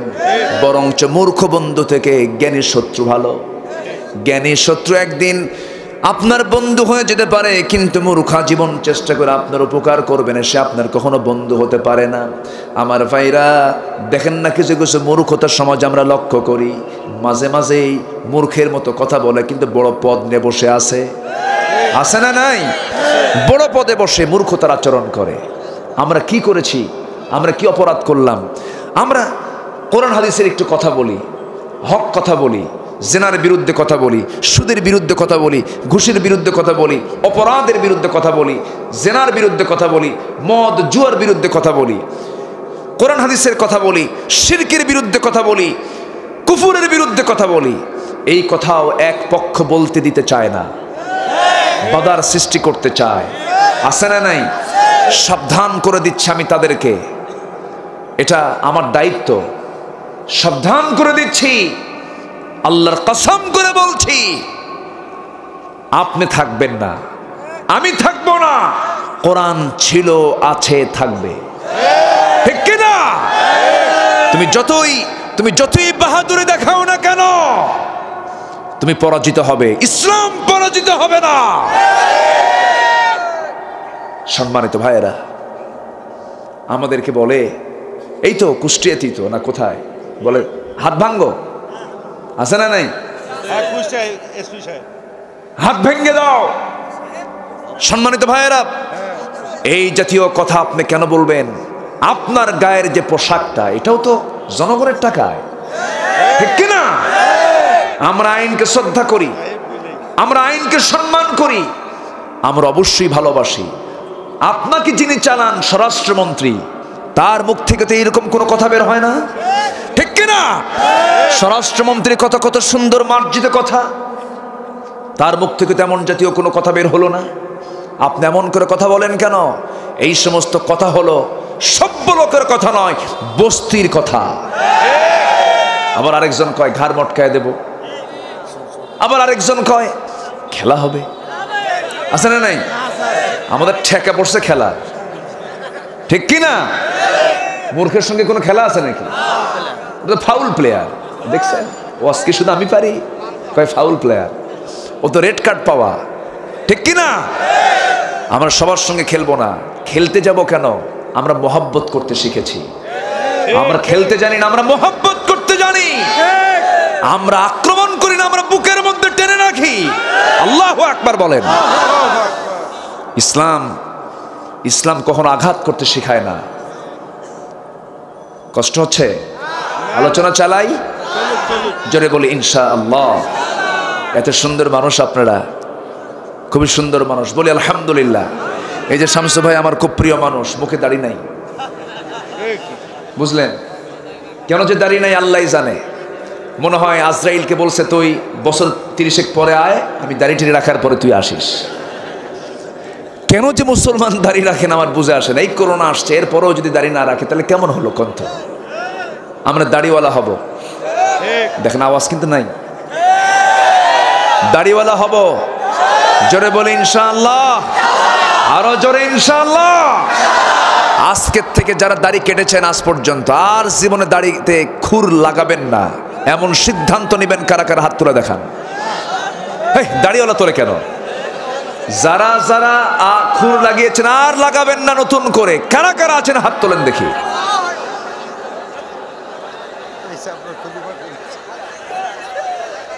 এই দেখেন কিছু কিছু হাত কিন্তু তুলছে যাদের মুখে দাড়ি আছে, দাড়ি ছাড়া হাত ওঠে না। তো হয়তো অনেকে বলতেছে হুজুর হুজুর বিয়েই তো করি নাই, এরকম এরকম বেকায়দা প্রশ্ন আছে না নাই বলেন তো? আচ্ছা, বিয়ে করার শর্ত কি দাড়ি কাটা? কোন হাদিস আছে কোন তো? বিয়ে করিতে হইলে দাড়ি কাটিয়ে বিয়ে করিতে হইবে, এটা আছে কোথাও? না। হয়তো বলবেন যে মেয়ে তো পাবো না, যে মেয়ে দাড়ি পছন্দ করে না সেই মেয়েকে বিয়ে করার ঠেকাও নাই, ঠিক কিনা? ঠিক আছে না? যে মেয়ে দাড়ি পছন্দ করে না সেই মেয়েকে বিয়ে করার দরকার নাই, বাস ক্লিয়ার। অতএব আপনি ভালো মেয়ে পেতে হলে দাড়িওয়ালা হতে হবে, ঠিক কিনা? আপনি দাড়িওয়ালা হবেন, চাবেন আল্লাহর কাছে, আল্লাহ আমার মুখে সুন্নাহ আছে, আমি নামাজ পড়ি, আল্লাহ তুমি আমার একটা ভালো বউ জুটাইয়া দাও, ভালো পাবেন। আর দাড়ি ছাড়া ওই জন্ডিস মার্কা পাবেন, ঠিক কিনা? কষ্ট দিলাম? এগুলো কথা কি বলার দরকার আছে? ভালো ভালো মা আছে না নাই? ভালো বোন আছে না? ভালো বোনও আছে। আপনি ভালো হবেন, ভালো পাবেন। আয-যানি লা ইয়ানকিহু ইল্লা জানিয়া, একটা আয়াত আছে। ভালো ভালো পাবে, মন্দ মন্দ পাবে। আমরা ভালো হয়ে ভালো খুঁজবো, জোরে বলি ইনশাআল্লাহ, আর জোরে বলি ইনশাআল্লাহ। সম্মানিত ভাইয়েরা, বন্ধু হতে হবে সত্যবাদী, বন্ধু হতে হবে জ্ঞানী। মূর্খ এবং মিথ্যুক বন্ধু হবে না। তার দুটো শ্রেণী গেল, আরো কয়টা আছে? তিনটা। আমি একটা একটা করে শোনাবো। এইদিকে আমরা আসি একটু আয়াতের দিকে। আল্লাহ পাক বলছেন তোমরা তিনজনকে বন্ধু বানাও। কয়জনকে বন্ধু বানাও? তিনজনকে বন্ধু বানাও। আমার ভাইয়েরা, তোমার বন্ধু কারা কারা হবে? আল্লাহ রাব্বুল আলামিন সূরা মায়েদার 55-56 নম্বর আয়াতে সুন্দর করে বলছেন, ইন্নামা ওয়ালিয়্যুকুমুল্লাহু ওয়া রাসূলুহু والذين آمنوا الذين يقيمون الصلاة ويؤتون الزكاة وهم راكعون। জোরে বলি আল্লাহু আকবার। নিঃসন্দেহে তোমাদের বন্ধু হবে তিনজন। নাম্বার 1, তিনি তোমার বন্ধু হবেন যার হাতে তোমার প্রাণ, যার হাতে তোমার জীবন। তিনি কে? আসতে বলবেন না, তিনি কে? আসেন দোয়া করে দেই। ওঠে কেন, যায় কেন? যান কেন? একজন দুজন করে যদি ওঠেন তাহলে তো আলোচনার পরিবেশ নষ্ট হয়ে যাবে। এত বড় দুঃসাহস কেন করেন? আহা, এত বড় মাহফিল, সামনে উঠবেন, আপনার হাঁটুতে অনেকের মুখ লাগবে। হ্যাঁ, লাগবে না? বিনা কারণে বিনা ওজরে কেউ উঠবেন না। আমি কিছু বেশি সময় নেব না, তার শেষ করে দেব। একটু আমাকে সময় দেন, উঠবেন না দয়া করে। খুব যদি জরুরি হয়, খুব চাপ, নিম্ন চাপ, খুব হুজুর আমার কাম সারা লুঙ্গি শেষ, এটা ভিন্ন কথা। কিন্তু বিনা ওজরে যদি আপনি উঠে যান তাহলে ভাবতে হবে যে এটা আপনার ভিতরে একটা ওয়াসওয়াসা কাজ করছে। হ্যাঁ, এটা ওয়াসওয়াসা কাজ করছে, এটা বুঝতে হবে। কিন্তু ওয়াসওয়াসায় যেন না পড়ি, আমরা ধোকায় যেন না পড়ি। কারণ মানুষ আছে যেখানে শয়তান আছে সেখানে। এখানে ওয়াসওয়াসা কিন্তু দেওয়ার জন্য আছে না নাই? আচ্ছা, একটু বসেন, উঠবেন না, একটু বসুন, একটু ধৈর্য ধরি আমরা। আমি সতর্ক করে দেওয়ার দায়িত্ব আমার। আমি বলে দিলাম, আর বলবো না আমি বিষয়ে। উঠে যাবেন, আমি আর কিচ্ছু বলবো না। আমি বলে দিলাম, আমরা মোনাজাতের আগ পর্যন্ত আর কেউ উঠবো না। জোরে বলি ইনশাআল্লাহ। আমার ভাইয়েরা, 1 নম্বর বন্ধু হবেন তিনি, আমার প্রাণ কার হাতে? আসতে বলবেন না, কার হাতে? আমাকে সুন্দর টানা চোখটা কে বানিয়ে দিয়েছেন? এই চোখটা যদি না দিতেন তাহলে সুন্দর কিছু দেখতাম। আকাশ দেখা যেত, জমিন দেখা যেত, সুন্দরী নারী নারীর জন্য পাগল কিছু পুরুষ আছে না নাই? হ্যাঁ, পরে না চোখের পলক, কি তোমার রূপের ঝলক, আমি জ্ঞান হারাবো, মরে যাব, মরে যা, ঠিক আছে না? বেঁচে থাকিস কেন, মর। সম্মানিত ভাইয়েরা, নারীর জন্য আত্মহত্যা করে ভার্সিটি পড়ুয়া ছাত্র ছাত্রী আছে না নাই? ভার্সিটিতে পড়তে গেছে, কি পড়া পড়ছে, ছাত্রীর ঠেলায় ছাত্র মরে, ছাত্রীও মরে। প্রেম, হ্যাঁ, কি প্রেম, প্রেমের ঠেলায় বলে, মানে মোবাইলে লাইভে আসে, দেখো তোমার মাও রাজি না, তোমার বাপও রাজি না, আমার বাপও রাজি না, তো আমার মাও রাজি না, আসো আমরা আর এই দুনিয়াতে আর সুখ পেতে চাই না, আমরা পরকালে সুখ নেব, আত্মহত্যা করি। দেখছেন, আবার দুজন, কি প্রেমের মজা, এক দড়িতে, এই যে মুরব্বী বলতেছে, এক দড়িতে দুজন একসঙ্গে আত্মহত্যা করে। আমরা চলে গেলাম আমারও সেই জান্নাতের বাগানে, ঠেকা পড়ছে ধরে জান্নাত দেওয়া, ঠিক কিনা? প্রেম হবে কার সাথে? এক নম্বর প্রেম কার সাথে? যেই প্রেম আল্লাহর সঙ্গে হবে, সেই প্রেম কখনো এই সমস্ত অকামে যাবে না, ঠিক কিনা? আরে বউ তো হেরে যায়, বউ হেরে যায় না? বউ তো হেরেও যেতে পারে। আপনি আজকে মরে যান, নতুন বিয়ে করেছেন, 7-8 বছর চলে গেছে, ছোট একটা বাচ্চাও আছে, আপনার স্ত্রীর যৌবনটা আছে, 25 বছর বয়স হয়তো বা হয়েছে, আপনি মারা গেলেন 30 বছর বয়সে। ওই মেয়ের বাবা মা বিয়ে দেওয়ার জন্য চেষ্টা করবে না? চেষ্টা করবে, বিয়ে হয়ে যাবে। আপনি যেদিন মারা গেলেন, গড়াগড়ি দিয়ে কান্নাকাটি করলো, আমার স্বামী ছাড়া কিচ্ছু নাই রে, আমার স্বামী, এগুলো আমার মরণ হয় না কেন রে, এরকম অনেক কিছু বলবে। বলে বলে যারে যার হয়ে যাবে, সন্তানটা নিয়ে কোলের মধ্যে কাঁদবে। 1 মাস যাবে কান্না কম, 2 মাস যাবে আরো কান্না কম, 3 মাস যাবে কান্না বন্ধ, 4 মাস চলে যাবে। বিয়ের সময়টা যখন হয়ে যাবে, বাপ মা বলবে, মা এরকম করে থাকবি কয়েকদিন, মাথার উপর একটা ছাতা থাকা দরকার। ব্যাখ্যা বিশ্লেষণ তফসির শুরু হবে, সেই তফসিরে আপনার স্ত্রী গলে যাবে, বিয়েটা হয়ে যাবে। বিয়ে হয়ে যাওয়ার পর ওই বউটাই আপনার বলবে, বাপ মাকে বলবে, মা এত সুন্দর স্বামী আমি পাইছি, আগের স্বামীর চাইতেও ভালো। কি কথা কি বোঝা গেল? এই তো দুনিয়া, কিচ্ছু না, আমি আপনি সব একদিন চলে যাব, কেউ আমার আপন না, সব একদিন আমার পর হয়ে যাবে। যে সন্তানটার জন্য এত স্বপ্ন করলাম, এত স্বপ্নের বাসা আমি বাঁধালাম, সুন্দর বাড়িও রয়ে যাবে, সুন্দর গাড়ি বাড়ির সব কিছু রয়ে যাবে, সন্তানগুলো আমাকে নিয়ে লাশটা দাফন করায় আসবে। বরঞ্চ এরকম হয়, লাশ দাফন না হওয়ার আগেই মারামারি শুরু হয়ে যায় সম্পদ নিয়ে। আসতে বলবেন না, আছে না নাই? এই তো দুনিয়া, এই তো দুনিয়া আমার।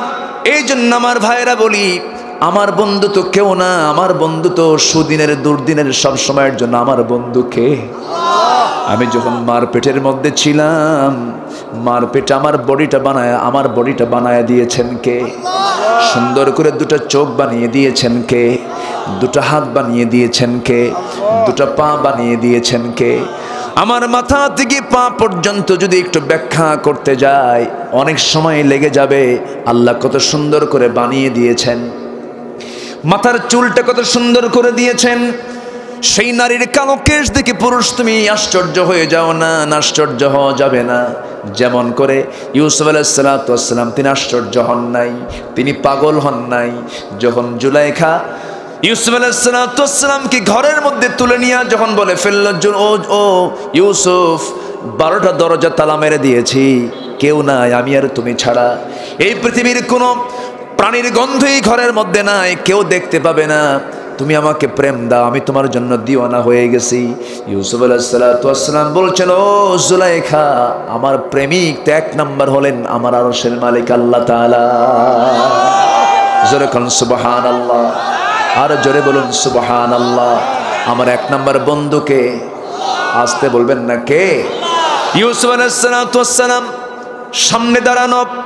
ইবনে কাসির, তাফসীর ইবনে আব্বাস, বেশ কিছু তাফসীর এটার ব্যাখ্যা এসেছে। সূরা ইউসুফের তাফসীর এসেছে, ওমা উবাররিউ নাফসি ইন্নান নাফসা লাম্মারাতুম বিসসু। এই আয়াতের ব্যাখ্যায়, সূরা ইউসুফের ব্যাখ্যা এসেছে, জুলাইখা করলো কি তাকে ফুসলানোর জন্য তার সামনে দাঁড়ায়া সকল সৌন্দর্য তার সামনে ওপেন করে দিল। যেমন করে আজকের সিনেমাগুলো আছে না নাই বলেন, একটা মেয়ে নাচে একটা পুরুষকে আকৃষ্ট করার জন্য। এই সমস্ত অশ্লীল সিনেমা নাটকগুলো রেখে আপনি ধর্ষণ বন্ধ করতে চান, পারবেন না। যারা সিনেমা নাটকগুলো করে তাদের ঘরের মধ্যেই শান্তি নাই, ঠিক কিনা? এই বাংলাদেশের চলচ্চিত্র জগতের নায়ক নায়িকাদের দিকে তাকান আপনি, কার সঙ্গে কে থাকে, কার সংসারে কোন আগুনটা ধরে আছে, কেউ শান্তিতে নাই। শান্তি যদি পেতে চাও বান্দা, আল্লাহর কোরআনের দিকে চলে আসো, ইসলামের দিকে চলে আসো। প্রকৃত শান্তি দুনিয়াতেও পাবে, আখিরাতেও পেয়ে যাবে। আমার ভাইয়েরা, ইউসুফ আলাইহিস সালামের সামনে জুলাইখা করলো কি, সামনে দাঁড়ায়া বলছি, ইউসুফ একটাবারের জন্য তুমি আমার দিকে তাকাও। আমার সৌন্দর্যের দিকে তাকালে তুমি পাগল হয়ে যাবে। কিন্তু পর্দার হুকুম আল্লাহ রাব্বুল আলামিন নারীকে আগে দিয়েছেন না পুরুষকে আগে দিয়েছেন? পুরুষকে আগে আল্লাহ রাব্বুল আলামিন পর্দার হুকুমটা দিয়েছেন। নারী দেখলে সঙ্গে সঙ্গে ইয়াগুদ্দু মিন আবসারিহিম, চক্ষুটা নারীর দিকে না নিচের দিকে? বলেন, নারীর দিকে না নিচের দিকে? নিচের দিকে নিতে হবে। এটাই হলো জিহাদ। এটা কি? আরো জোরে কোন, আরো জোরে। এটাই হলো জিহাদ। নিচের দিকে তাকালাম আর তাকাবো না। আল্লাহ বলবেন, বান্দারে এত বড় জিহাদ যখন তুই করলি, সবচেয়ে বড় মুজাহিদের পরিচয় তুই তো দিলি। জিহাদের ময়দানে রক্ত ঝরানো যত বড় জিহাদ, তার চাইতে বড় জিহাদ হলো যে বান্দার নফসের বিরুদ্ধে জিহাদ করতে পেরেছে। জোরে বলে সুবহানাল্লাহ। আমার ভাইয়েরা, ইউসুফ আলাইহিস সালামকে বারবার বলা হয়, ও ইউসুফ তুমি আমার দিকে একটাবারের জন্য তাকাও। তাকানো তো দূরের কথা, তিনি নিচের দিকে তিনি চুপ মেরে মাটির দিকে তাকায় আছেন। বারবার বলা হয়, তিনি তাকান না। তাফসীরে এসেছে জুলাইখা করলো কি, চুলের খোপা ছেড়ে দিল। চুলের আকর্ষণ আছে না নাই? আস্তে আস্তে মানে আকর্ষণ নাই মনে হয়। মেয়েদের চুলে আকর্ষণ আছে না নাই? যে পুরুষ বলবে নাই, ও পুরুষ না। মেয়েদের চুলে আকর্ষণ আছে না নাই? এখন পুরুষ পুরুষ মনে হচ্ছে। আকর্ষণ তো আছেই। মেয়েদের প্রতি পুরুষের যদি আকর্ষণ না থাকে, জান্নাতের হুর নিবেন কেমনে? হুর নিবেন না? দেখেন আস্তে আস্তে কয়, জান্নাতের হুর নিবেন না। ওই দেখেন বুড়া চাচা ওখানে নেবে, ওই যে বুড়া চাচা বাড়িতে যায়, যদি বুড়ি জানে তাহলে তো আপনার ঘুম পাড়া কঠিন। কি করেন? সমস্যা শেষ করে দেই? চলুক না, চলবে। খুবই সুন্দর মুরব্বী, এত সুন্দর। আলহামদুলিল্লাহ বলি, আলহামদুলিল্লাহ। জি, নারীদের প্রতি টান এটা কে দিয়েছেন? দেখেন না, আমাদের পাগলা এক কবি নজরুল, পাগলা কবি তো, পাগলা কবি না, পাগল না? 14 বছর ভালো, 14 বছর কি পাগল ছিল। মানে তিনি বোবা ছিলেন, 14 বছর কোনো কথা বলতে পারেন নাই। বিদ্রোহী কবি কাজী নজরুল ইসলাম 14 বছর ভালো ছিলেন, আর 14 বছর তিনি অসুস্থ ছিলেন, কথা বলতে পারেননি, বোবা হয়েছিলেন। তো তার ইসলামের পক্ষে অনেক কবিতা আছে, অনেক কবিতা, বিশাল কবিতা। নজরুল না থাকলে বাংলা সাহিত্যে ইসলাম খুঁজে পাওয়া যেত না। আলহামদুলিল্লাহ বলো, ভালো। কিন্তু মাঝে মাঝে একটু ফাউলও করছে। নারীর দিকে চায় থাকে, ও নারী চেয়ে থাকে, নারী তুমি সুন্দর তাই চেয়ে থাকে, সে মোর কি অপরাধ? দেখেন এখানে কোন পাগলামি করে ফেলছে। আসেন এগুলো আসে না নাই বলেন তো, আসে না নাই? চেয়ে থাকি তোমার দিকে। না, আমি চেয়ে থাকবো কেন? হ্যাঁ চেয়ে থাকবো, কিন্তু বৈধ না অবৈধ? বৈধ না অবৈধ? মার দিকে তাকান, মেয়ের দিকে তাকান, বোনের দিকে তাকান, সওয়াব আছে না নাই? মার দিকে তাকাবেন, নফল হজের সওয়াব। মেয়ের দিকে তাকাবেন, বরকতের সওয়াব। স্ত্রীর দিকে তাকাবেন, দুইজন ফেরেশতার সঙ্গে সঙ্গে আপনার আমলনামে সওয়াব লেখা শুরু হবে। বইয়ের দিকে তাকাবো, বইয়ের সামনে মুস্কি একখান হাসি মারবো, বউয়ের সামনে বসে প্রেমের আড্ডা দেব, সময়টা দেব, বউকে নিয়ে একটু গল্প করব, বউকে নিয়ে। আসতে কন কেন? যত লম্বা সফর তত রাসূল কোনোদিন একা একা যান নাই, বউকে সাথে নিয়ে গেছেন। হজ জীবনে করেছেন একবার, বউ ছাড়া না, বউ সহ। বউ সহ, কারণ একটা মানুষের জীবনের সবচাইতে বড় বন্ধু হলো নিজের স্ত্রী। জোরে কান সুবহানাল্লাহ। এর চাইতে বড় বন্ধু আর কেউ নাই। ইমানের পাহারাদার। যখন আপনি কোথাও যাবেন বউকে সাথে নিয়ে যাবেন, ফিতনায় পড়বেন না, বিপদে পড়বেন না, নারী ফিতনায় পড়বেন না। কারণ রাস্তায় আপনি যখন হাঁটবেন, বউটা যখন সাথে থাকবে, আপনি অন্য নারীর দিকে তাকানোর কোনো পরিবেশ পাবেন না। কারণ দারোগা আছে, কি আছে? দারোগা আছে, আপনি পারবেন না। হয়তো আপনি নজরও দিয়েছেন, হঠাৎ করে নজরটা চলে গেছে, নজরটা আপনি দিয়েছেন আধা সেকেন্ড অথবা 1 মিনিট আপনি দেখেই ফেলেছেন, কিন্তু পাশে আপনার বউটা যদি একটাবারে এটার যদি রিমার্কিং করে নেয়, এটার কিন্তু ঝাল 3 দিন পরেও হতে পারে, ঠিক কিনা? 4 দিন পরেও হতে পারে। যদি ওই মহিলাটা যদি চরিত্রবতী হয়, সেই সময় হয়তো কিছু বলবে না। হয়তো হঠাৎ করে আপনি ডাক দিচ্ছেন, সুইটি এইদিকে আসো। কিসের সুইটি, ঠিক কিনা? তুমি রাস্তা অন্য মহিলার দিকে চায় থেকে এখন সুইটি খাও, আমাকে ডাকো তুমি। আমার ভাইয়েরা, আমার নবীজি বলেন, ও সাহাবীরা, আমি আমার বউদের কাছে ভালো, তোমরা তোমাদের বউদের কাছে ভালো হয়ে যাও। আল্লাহর কসম করে বলি, এই পৃথিবীতে সেই লোকটাই সবচাইতে আল্লাহর বড় ওলি, যে তার নিজের বউয়ের কাছে ভালো, ঠিক কিনা? মানুষের কাছে ভালো হয়ে লাভ নাই। বউ বলতে পারে আমার স্বামীটা কেমন, স্বামী বলতে পারে আমার বউটা কেমন। এই জন্য সার্টিফিকেট দুনিয়ার কোনো একাডেমি থেকে না নিয়ে প্রত্যেক মানুষকে আগে বউয়ের কাছ থেকে নিতে হবে, প্রত্যেক মানুষকে তার স্বামীর কাছ থেকে নিতে হবে, মেয়েকে নিতে হবে স্বামীর কাছ থেকে। স্বামী যদি বলে আমার বউটা ভালো, ফেরেশতারা বলবেন আল্লাহ এই বান্দাটাও ভালো, জোরে বলেন সুবহানাল্লাহ। এই জন্য খুব মিল থাকতে হবে, মোহাব্বত থাকতে হবে। এই মোহাব্বতটা কে দিয়েছেন? আসতে বলবেন না, কে দিয়েছেন? আল্লাহ দিয়েছেন। যৌবন বয়সে যে মহব্বতটা থাকে সেটা একটা আলাদা মহব্বত। আবার এই স্বামী স্ত্রী যখন বুড়া হয়ে যায় তখন হয়ে যায় একটা মহব্বত। যৌবনকালে যৌবনের টানে মহব্বত আছে না নাই? আর বুড়াকালে কি যৌবন থাকে নাকি? সেই সময় কিসের মহব্বত? হৃদয়ের টান, মনের টান, খি টান। কিছু কিছু বুড়ি বুড়ার যখন প্রেমটা আমরা দেখি, লক্ষ্য করি, দাদা দাদি যাদের ছিল তারা লক্ষ্য হয়তো করেছেন, দাদি হয়তো মেয়ের বাড়িতে বেড়াতে গেছে, দাদা একা একা ঘুম হয় না, রাতের বেলা ওকে ডাকে আর বলে তোর দাদি আসবে কখন রে, ঘুম তো হয় না, আছে না নাই বলেন? এই যে মহব্বতটা, এটা হলো হৃদয়ের টান, মনের টান। যৌবনের টান হচ্ছে নাভির নিচের দিকের অংশ দিয়া যৌবনের টানটা আসে মাঝে মাঝে, কিন্তু বুড়াকাল যখন চলে আসে ওই সময়টা প্রেম মজাটা কমে না বাড়ে? আসতে বলবেন না, কমে না বাড়ে? বেড়ে যায়। এটা হলো স্বামী স্ত্রীর কারণে। এই মহব্বত স্বামী স্ত্রী ছাড়া পৃথিবীর কোনো জায়গায় এই মহব্বত খুঁজে পাওয়া যাবে যাবে না। আমার ভাইয়েরা, কিন্তু জুলাইখা করলো কি? অবৈধ প্রস্তাব দিয়ে ফেললো। তার স্বামী আছে না নাই? তাহলে এই নোংরামি ছিল পরকিয়া। কি ছিল? এক পক্ষপাতমূলক পরকিয়া। স্বামী থাকার পরও জুলাইখা তাকে প্রেমের প্রস্তাব কেন দিল? তবে হ্যাঁ, এখানে একটা কথা বলে নেই, ম্যাক্সিমাম তাফসির এসেছে জুলাইখা কখনো ইউসুফের দিকে আকৃষ্ট হতো না, কিন্তু আকৃষ্ট হওয়ার কারণ হলো তার স্বামী ছিল খোজা, তার স্বামী ছিল পুরুষত্বহীন। তার স্বামী কি ছিল? পুরুষত্বহীন ছিল, কিন্তু সে ছিল রাজা, সে ছিল কিং, সে ছিল আজিজে মিশর, মিশরের প্রধান। রাজ ক্ষমতা সে দায়িত্ব পালন করেছে, সেই ক্ষমতার দাবটে সে ছিল, কিন্তু তার পুরুষত্ব ছিল না। এটা তার একটা অন্যতম কারণ ছিল।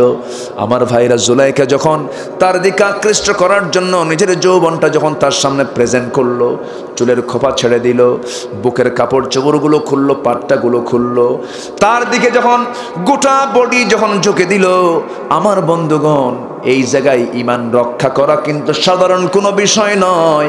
ঈমান যে রক্ষা করতে পারবে সেই বান্দা অবশ্যই জান্নাতে চলে যাবে। আমার ভাইয়েরা, কত ওলির অলিত্ব চলে গেছে, কত পীরের পীরত্ব চলে গেছে, কত বুজুর্গের বুজুর্গি চলে গেছে। এই জন্য রাসূল বলেছেন, সাহাবীরা শোনো, ইত্তাকুল্লাহ ওয়াত্তাকুন নিসা, আল্লাহকে ভয় করো, নারীর ফিতনাকে ভয় করো। কারণ ফাইন্না আউওয়ালা ফিতনাতা বানি ইসরাঈল কানাত ফিন নিসা, কারণ বনি ইসরাঈলের সবচেয়ে বড় ফিতনা ছিল নারী ফিতনা। সেই ফিতনা ইসরাঈলের বাচ্চারা ইহুদিরা আজও রাখছে কিনা বলে? এখনো রেখে দিয়েছে। এরা এটাকে বড় অস্ত্র হিসেবে ব্যবহার করছে। আমার ভাইয়েরা, ইউসুফ আলাইহিস সালাম কি করলেন? সঙ্গে সঙ্গে বললেন, ও জুলাইখা, তুমি আমার দিকে ঝুঁকে আসতেছো, কিন্তু আমি তো ভয় পাচ্ছি। জাহান্নামকে ভয় করি, আল্লাহর জান্নাতের আশা করি। তুমি আমাকে ফিতনায় জড়ানোর চেষ্টা করো না, আমাকে হেফাজত করার চেষ্টা করো। এবার জুলাইখা বলে, ইউসুফ রে, আমি তো চাই নাই, কিন্তু তোর সুন্দর চেহারা আমাকে পাগল করে দিয়েছে। যেমন করে আজকের মেয়েরা কয়, আছে না নাই, কত সুন্দর তোমার টানা টানা চোখ, এত সুন্দর তোমার চেহারা, আমি তো পাগল হয়ে গেছি।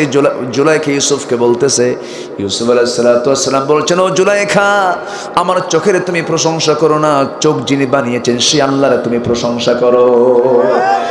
ঘরের মধ্যেও দাওয়াত দিচ্ছেন কার? আসতে বলবেন না, কার দাওয়াত দিচ্ছেন? আমার আল্লাহর দাওয়াত দিচ্ছেন। জুলাইখা গো জুলাইখা, আমার আল্লাহকে তুমি ভয় করো, আমার চোখ যিনি বানিয়েছেন তার তুমি প্রশংসা করো। ও ইউসুফ, তোমার চামড়া কত সুন্দর মসৃণ, আমি তো পাগল হয়ে গেছি তোমাকে দেখে। তোমাকে ছোট থেকে আমি বড় করেছি, তুমি কি আমাকে একটু কি খুশি করার চেষ্টা করবা না? ইউসুফ আলাইহিস সালাম বলছেন, জুলাইখা শোনো, এই চামড়া একদিন সব জাহান্নামের আগুন দিয়ে জ্বলে পড়ে ভস্ম হয়ে যাবে। এই চামড়ার প্রশংসা করো না। এরপরে বলা হলো, তোমার চুল কত সুন্দর মসৃণ, জাহান্নামের চিরুনি দিয়ে চুলগুলো কেটে কেটে টেনে টেনে ছেঁড়া হবে, মাথার চামড়াগুলো টেনে টেনে পা পর্যন্ত নিয়ে আসা হবে। জুলাইখা, আমি জাহান্নামকে ভয় করে তুমি আমাকে ফিতনার মধ্যে ফেলে দিও না। কত বড় ঈমান! এই সমস্ত সূরা ইউসুফ গুলো যদি আজকে যুবকদের যদি সিলেবাস করে দেওয়া হতো, আনুষ্কা দিয়ানের ঘৃণ্য ইতিহাস বাংলার জমিনে রচিত হতো না, ঠিক কিনা? এগুলো দেয় না, বরং হুমায়ুন আহমেদের নাটক পরকিয়া, এমদাদুল হক মিলনের নাটকগুলো, বাজে বাজে সিনেমাগুলো তৈরি করে যুবকদেরকে ধ্বংসের দিকে ঠেলে দিয়া, যুবকদেরকে ধ্বংসের দিকে ঠেলে দিয়া বলতেছে, ধর্ষণ করবি না। আমার ভাইয়ের এই সমস্ত কায়দায় কখনো অন্যায় অপরাধ বন্ধ হবে না, আমাকে যিনি বানিয়েছেন তার আইন না মানা পর্যন্ত। জোরে বলি ঠিক কিনা?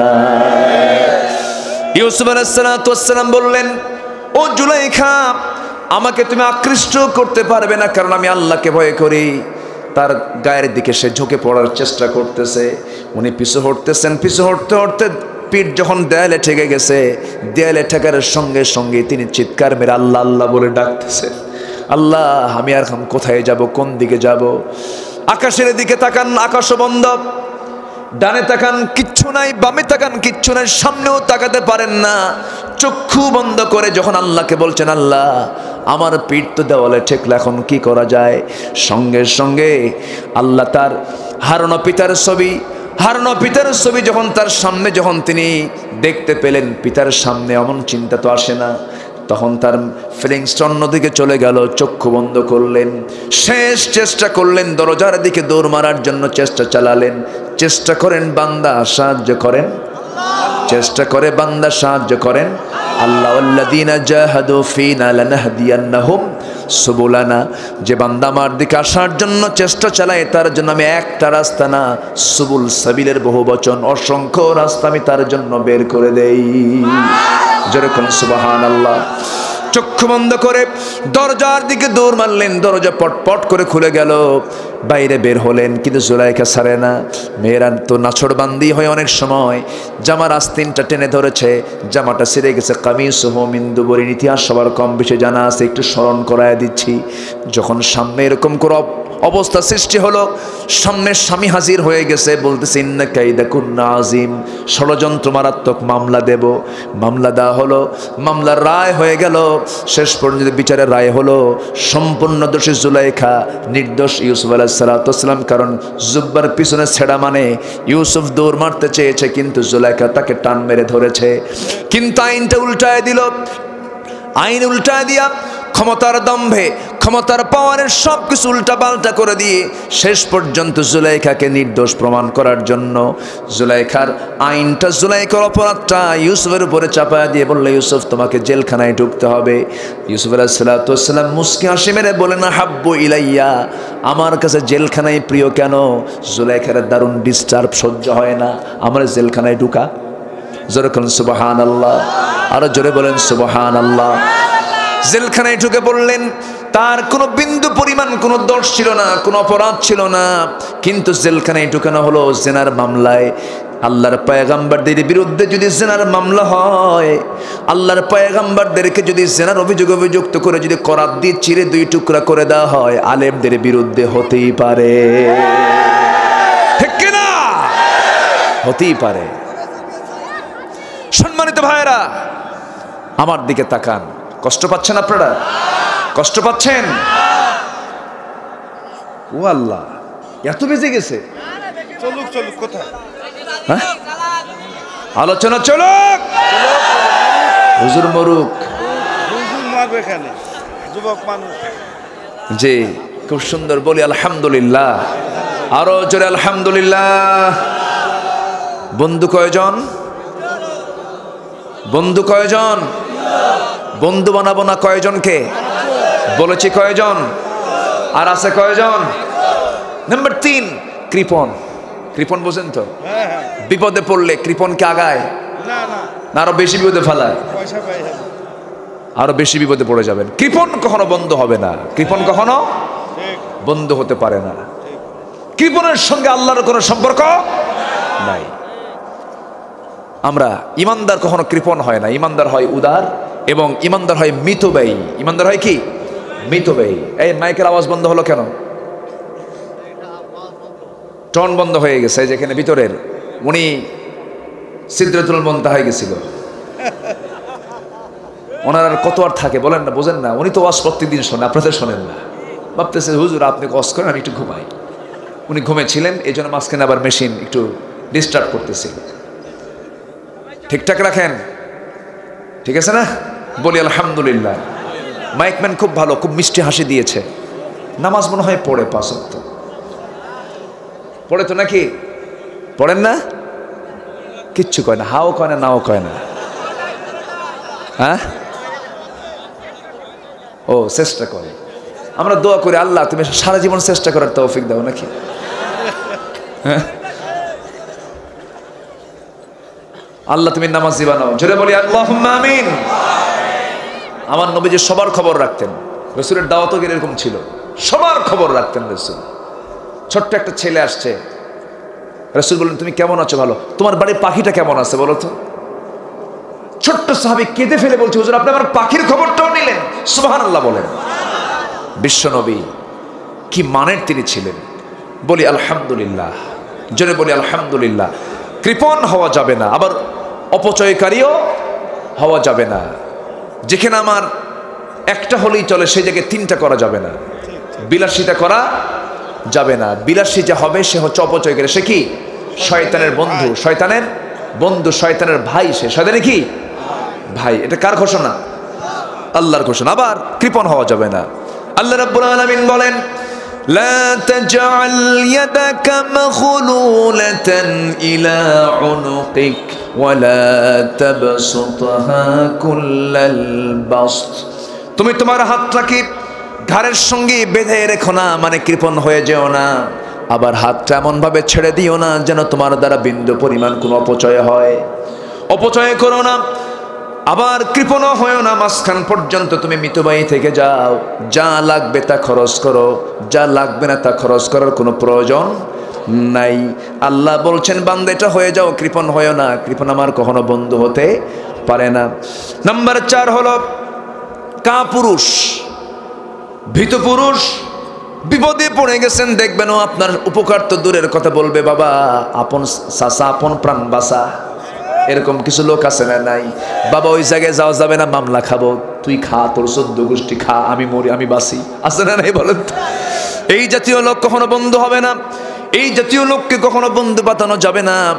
সাহসী পুরুষকে বন্ধু বানাতে হবে।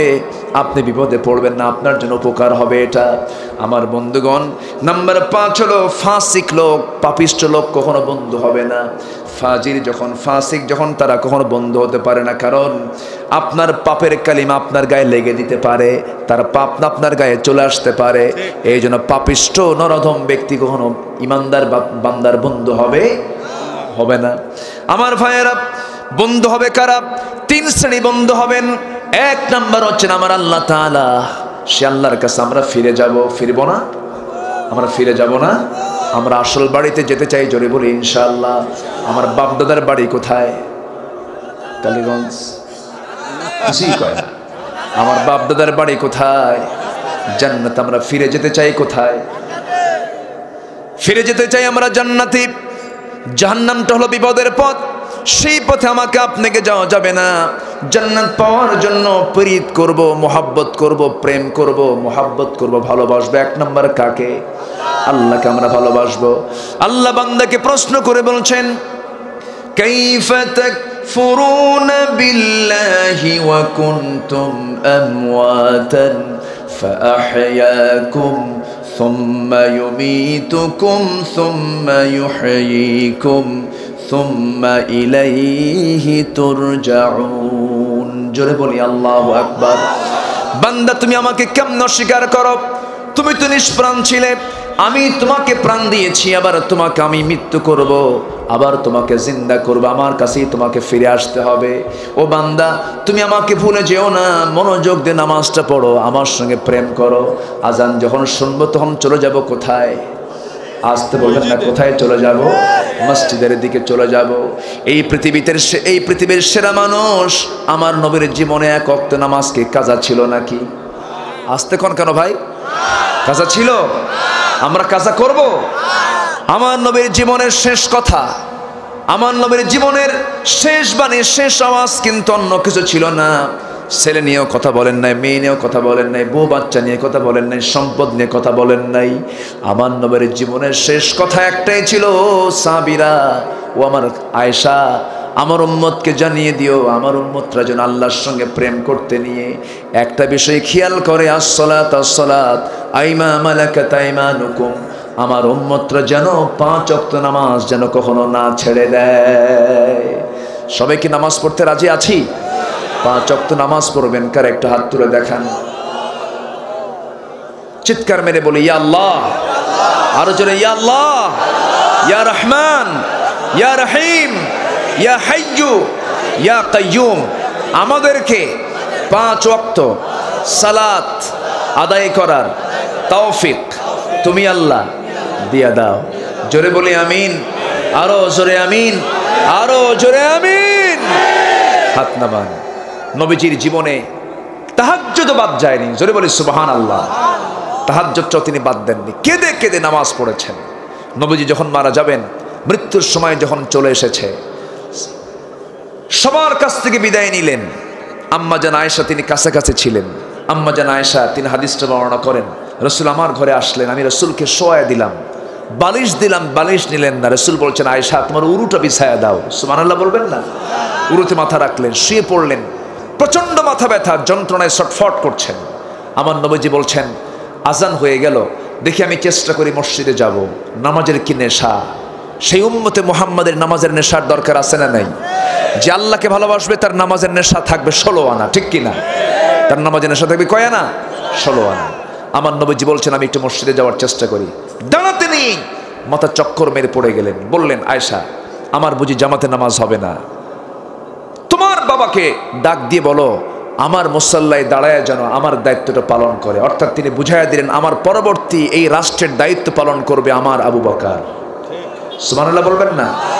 নেতৃত্ব আসবে অন্য জায়গায় না নামাজের জায়গায়? নামাজ থেকে নেতৃত্ব আসবে, ঠিক কি না? যে নেতৃত্বে নামাজ নাই সেই নেতৃত্বে আমরা জুতা মারি, ঠিক কি না? যে নেতৃত্বে ইসলাম নাই সেই নেতৃত্বে আমরা থুতু মারি, ঠিক কি না? বাস এটা হোক আমাদের মূল আজকে মূল সিদ্ধান্ত, সবার মনে থাকবে। আমার নবীজি বললেন আয়েশা তোমার আব্বাকে বলো আমার মুসাল্লায় সে নামাজটা পড়াক। নামাজ শুরু হয়ে গেছে। ওমরে ফারুক কান্দে, আলী কান্দে, ওসমান কান্দে, সব কান্দে। সারা জীবন নামাজ পড়লেন নবীর পিছনে, আজকে ইমাম পাল্টে গেছে, আর মনে হয় নবীর পিছনে নামাজ হবে না। নামাজের মধ্যে কাঁদতেছে। রসুল বলছেন আয়েশা আমি একটু নামাজের চিত্রটা দেখবো, আমাকে নিয়ে যাও তো। কোথায়? ওই জানালার কাছে। জানালার কাছে চলে গেলেন, গিয়ে দাঁড়ালেন। সাহাবীরা কাতারে কাতারে নামাজ পড়ে, সেজদা দেয়। নবীজি নামাজগুলো দেখেন, চোখের কোনা বেয়ে বেয়ে টপ টপ করে পানি পড়ে, মুখ ভিজে যাচ্ছে, দাড়ি ভিজে যাচ্ছে, গাল ভিজে যাচ্ছে। আম্মা জান আয়েশা তার হাত দিয়ে তার মুখের সেই চোখের পানিগুলো মুছে মুছে দিচ্ছেন আর বলছেন ইয়া রাসূলুল্লাহ আপনি কাঁদেন কেন? আপনি তো অসুস্থ, আপনার সাহাবীরা তো নামাজ পড়ছে। রসুল বলছেন আয়েশা আমার এই কান্না আমার দুঃখের নয়, এই কান্না আমার হচ্ছে আনন্দের কান্না। কারণ এই নামাজ কায়েমের জন্য আমাকে তায়েফের মানুষ আমাকে ফুল দিয়ে বরণ করেনি, আমাকে পাথর দিয়ে বরণ করেছে। আমার মাথার রক্ত পায়ে জমা হয়ে গেছে, উহুদের ময়দানে আমার সুন্দর দুটি দাঁত ঝরে পড়ে গেছে, আমার মাথার মধ্যে লোহা ঢুকেছে, আমাকে কাফিররা মেরে ক্ষত বিক্ষত করে দিয়েছে, জমিনে ফেলে দিয়েছে। সেই নামাজ আজকে রাষ্ট্রীয় পর্যায়ে কায়েম হয়েছে। আয়েশা, এটা আমার চরম আনন্দের কান্না। আমার উম্মতরা যেন নামাজটা পড়ে, তুমি আমার উম্মতকে এই মেসেজটা জানায় দিও। জোরে করেন সুবহানাল্লাহ। আমার নবীজি এই কথা বলেই মাথা চক্কর মেরে আবার পড়ে গেলেন। আম্মা জান আয়েশা তার মাথায় লম্বা চুলে পানি ঢেলে দিলেন, সুন্দর করে পরিচ্ছন্ন হয়ে গেলেন। রাসূল বলছেন, আয়েশা একটা মেসওয়াক এনে দাও, তোমার মুখটা কেমন যেন দুর্গন্ধ মনে হচ্ছে, একটু মেসওয়াকটা নিয়ে আমি পরিষ্কার হতে চাই, কারণ যে মুখ পরিষ্কার না সেই মুখে আল্লাহর জিকির হবে কেমনে, আমার মুখটা একটু পরিষ্কার করে দেওয়ার ব্যবস্থা করো, আমি তো উঠতে পারি না। মেসওয়াক আনবেন, তিনি আনতে পারছেন না, তার ভাইকে ডাক দিলেন, মেসওয়াক এনে দেওয়া হলো। মেসওয়াকটা নিয়ে আম্মা জান আয়েশা করলেন কি, ভাবলেন নতুন মেসওয়াক শক্ত, নবীজি হয়তো চাবাতে পারবেন না, চাবায়া চাবায়া নরম করে দিয়ে নবীর হাতে তুলে দিলেন। বুখারীর হাদিস। আমার নবীজি মেসওয়াকটা হাতের মধ্যে নিয়ে আগেই মেসওয়াক না করে সমস্ত থুতুগুলো, মেসওয়াকের আগে লাগানো থুতুগুলো তিনি চুষে চুষে পান করলেন। মুস্কি হাসি দিয়ে বলছেন, আয়েশা, আমার গায়ে যতটুকু শক্তি ছিল সব শক্তি দিয়া আমি তোমার হক আদায় করার চেষ্টা করলাম, আমি তোমাকে দারুণ ভালোবাসি। সুবহানাল্লাহ বলবেন। আম্মা জান আয়েশা তিনিও কেঁদে ফেললেন। আমার নবীজি বলছেন, আয়েশা, আমি মনে হয় বাঁচব না, দুনিয়া থেকে বিদায় নিয়ে নেব, মালাকুল মউত চলে আসবে, আমি তোমাকে শেষ একটা মেসেজ দিচ্ছি, আমার উম্মতরা যেন নামাজটা না ছেড়ে দেয়। এই কথা বলার পরপরই মালাকুল মউত নবীর দরজায় হাজির হয়ে গেছেন। নবীজি বলছেন, ও মালাকুল মউত, তুমি ভিতরে চলে আসো, হুজুর আপনি পারমিশন দিলে ভিতরে ঢুকবো, তাছাড়া ঢুকতে পারবো না। নবীর সামনে আস্তে করে বসে বলছেন, ইয়া রাসূলুল্লাহ, আজকে আপনার জান কবজ করতে এসে আমার গা পা থরথর করে কাঁপে, আমি কেমন করে আপনার জানটা কবজ করব? যদি কোনো বেয়াদবি হয়ে যায় আপনি আমাকে মাফ করে দিয়েন, তবে এতটুকু ওয়াদা করছি আমি আপনার জানটা আজকে অত্যন্ত আসান করে সহজ করে আপনার জানটা কবজ করবো হুজুর। আল্লাহ যেহেতু আমাকে দায়িত্ব দিয়েছেন, দায়িত্ব তো পালন করতেই হবে। মালাকুল মউত আস্তে করে তার পাশে বসে গেলেন। বুকের উপরে মালাকুল মউত নবীর বুকের উপরে হাতটা যখন রেখে যখন অপারেশন শুরু করবেন, নাজিআতি গারকা, এই রূহ বের করার অপারেশনের অবশ্যই কষ্ট আছে না নাই? আসতে বলবেন, না আছে না নাই?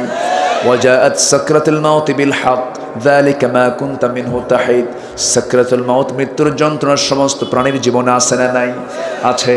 যখন বুকের উপরে হাতটা রাখা হলো, আমার নবীজি চিৎকার মেরে উঠে বলছেন, আজরাইল রে, মালাকুল মউত তুমি আমাকে আদর করে নাকি জানটা কবজ করবে। তোমার হাত যখন আমার বুকে যখন পড়েছে, তখন যেন মনে হলো 12 মাইল লম্বা উহুদ পাহাড় আমার বুকের উপরে চেপে বসেছে। আবার যখন হাতটা রাখা হলো, আমার নবীজি ঝাঁটা মেরে তার হাতটা সরাইয়া দিলেন। সরাইয়া দিয়ে বলছেন, আজরাইল রে, এবার যেন মনে হলো আসমান যেন তুমি আমার বুকে চাপায়া দিয়েছ। আবার যখন হাতটা তৃতীয়বারের মতো রাখা হলো, আমার নবীজি চিৎকার মেরে হাত সরাইয়া দিয়ে বলছেন, এবার যেন মনে হলো গোটা দুনিয়া যেন তুমি আমার বুকে চাপায়া দিয়েছ। ওরে আজরাইল, এই যদি হয় মৃত্যুর যাতনা, মৃত্যুর কষ্ট, মৃত্যুর যন্ত্রণা, সব কষ্টগুলো সব যন্ত্রণাগুলো আমাকে দিয়ে দাও, কিন্তু মরণের সময় আমার উম্মতরা এত কষ্ট পাবে আমি তার নবী হয়ে সইতে পারবো না রে। আমার উম্মতরা এত কষ্ট করবে কেন, আমারে সব কষ্টটা দিয়ে দাও। আমার নবীজি মরণের সময় কারো চিন্তা করেন নাই, চিন্তা করেছেন আমার। এই জন্য আমার ভাইরা, আমার বন্ধু হলেন 3 জন। নাম্বার 1 হচ্ছেন আল্লাহ, নাম্বার 2 হচ্ছেন মুহাম্মদ সাল্লাল্লাহু আলাইহি ওয়াসাল্লাম, নাম্বার 3 হলো ওয়াল্লাযীনা আমানুল্লাযীনা ইউকিমুনাস সালাহ ওয়া ইউতুনাস যাকাহ। নাম্বার 3 তোমার বন্ধু হলো সেই সমস্ত ইমানদারেরা, যে সমস্ত ইমানদারেরা আবার 3টা কাজ করে। সেই কাজটা হলো নামাজ কায়েম করে যারা যাকাত আদায় করে, এবং রুকুকারীর সঙ্গে যারা রুকু করে, এরা হবে তোমার বন্ধু। জোরে কান সুবহানাল্লাহ। আমার নিজের ভাই আগে না, দ্বীনি ভাই আগে। বলেন বলেন বলেন বলেন।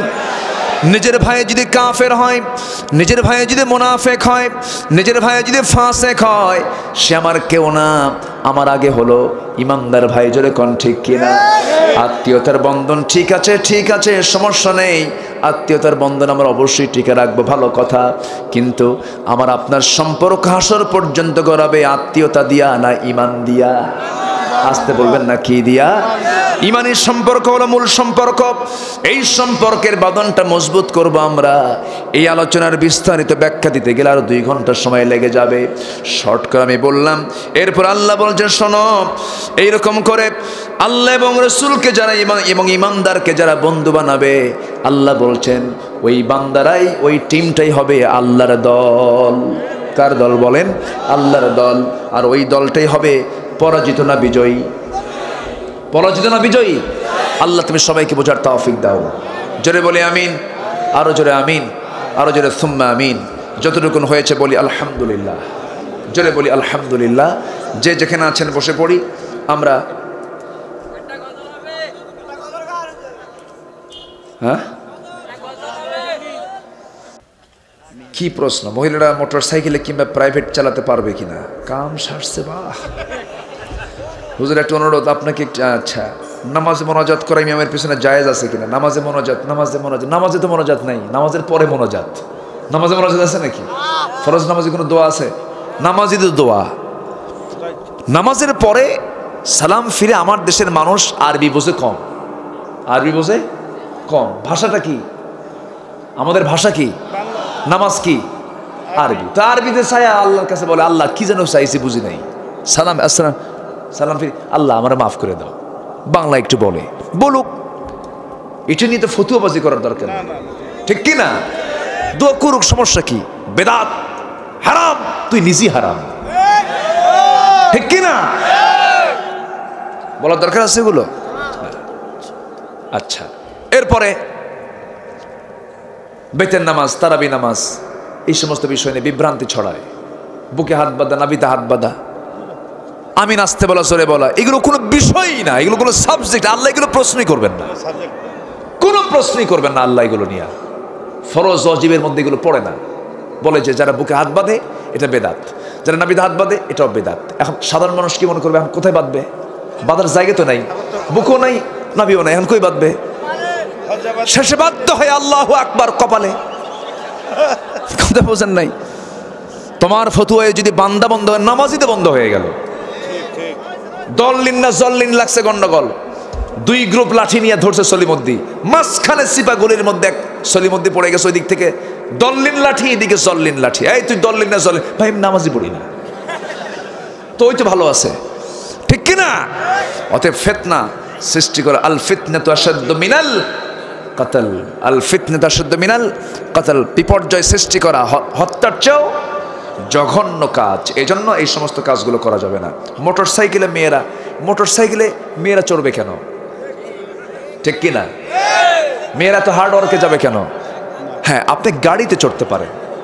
আপনি যদি 4 চাকা গাড়ি, যেহেতু ঢাকা আছে, ঢাকানো আছে, আপনি এই ক্ষেত্রে আপনি ইউজটা করতে পারেন।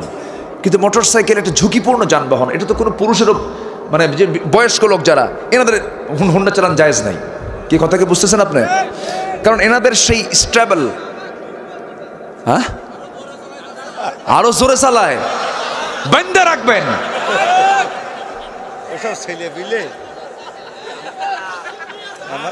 এলে চালান যাবে না তো।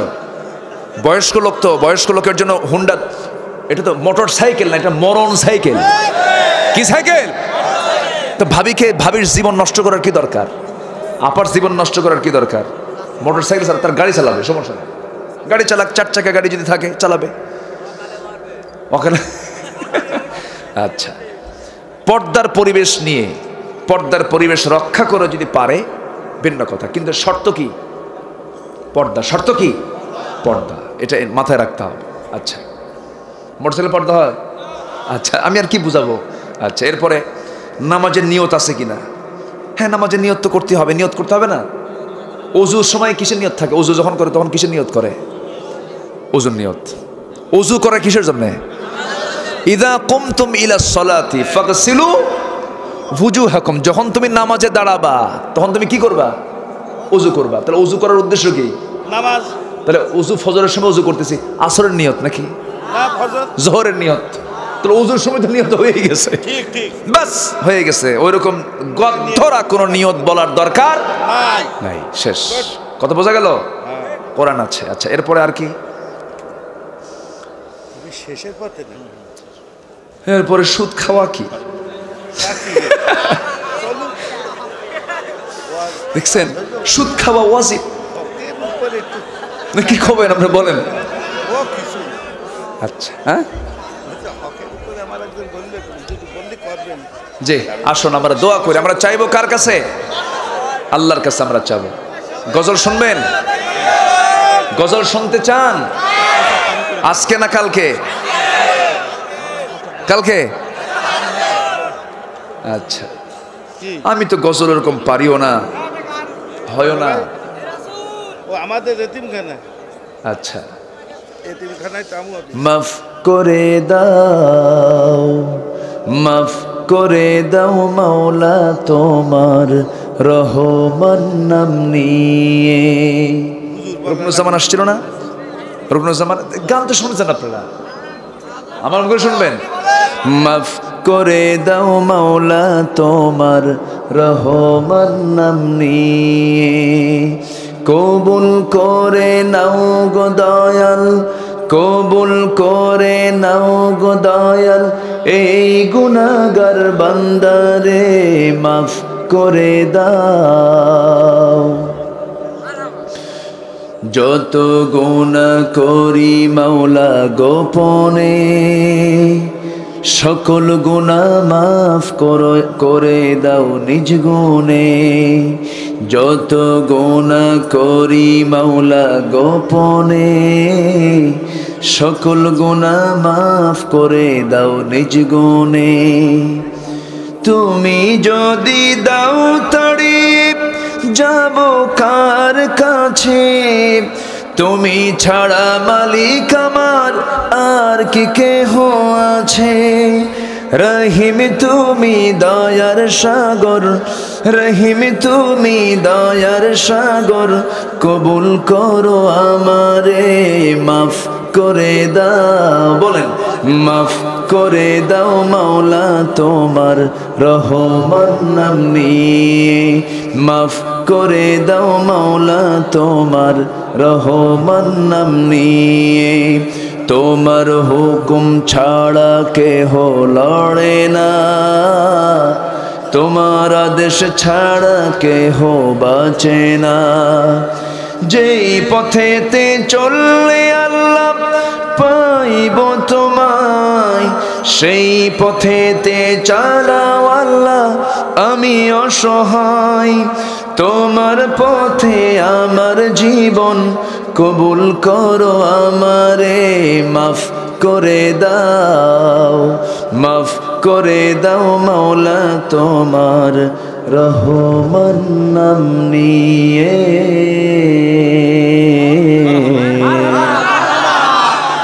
একটু ভাঙ্গা সুরা বললাম, আসেন। হ্যাঁ জি, আর একজন অসুস্থ আছে আমাদের এই মসজিদের পাশে। জি, আমরা সবাইকে নিয়ে এখন দোয়া করি। আমরা চাইবো কার কাছে?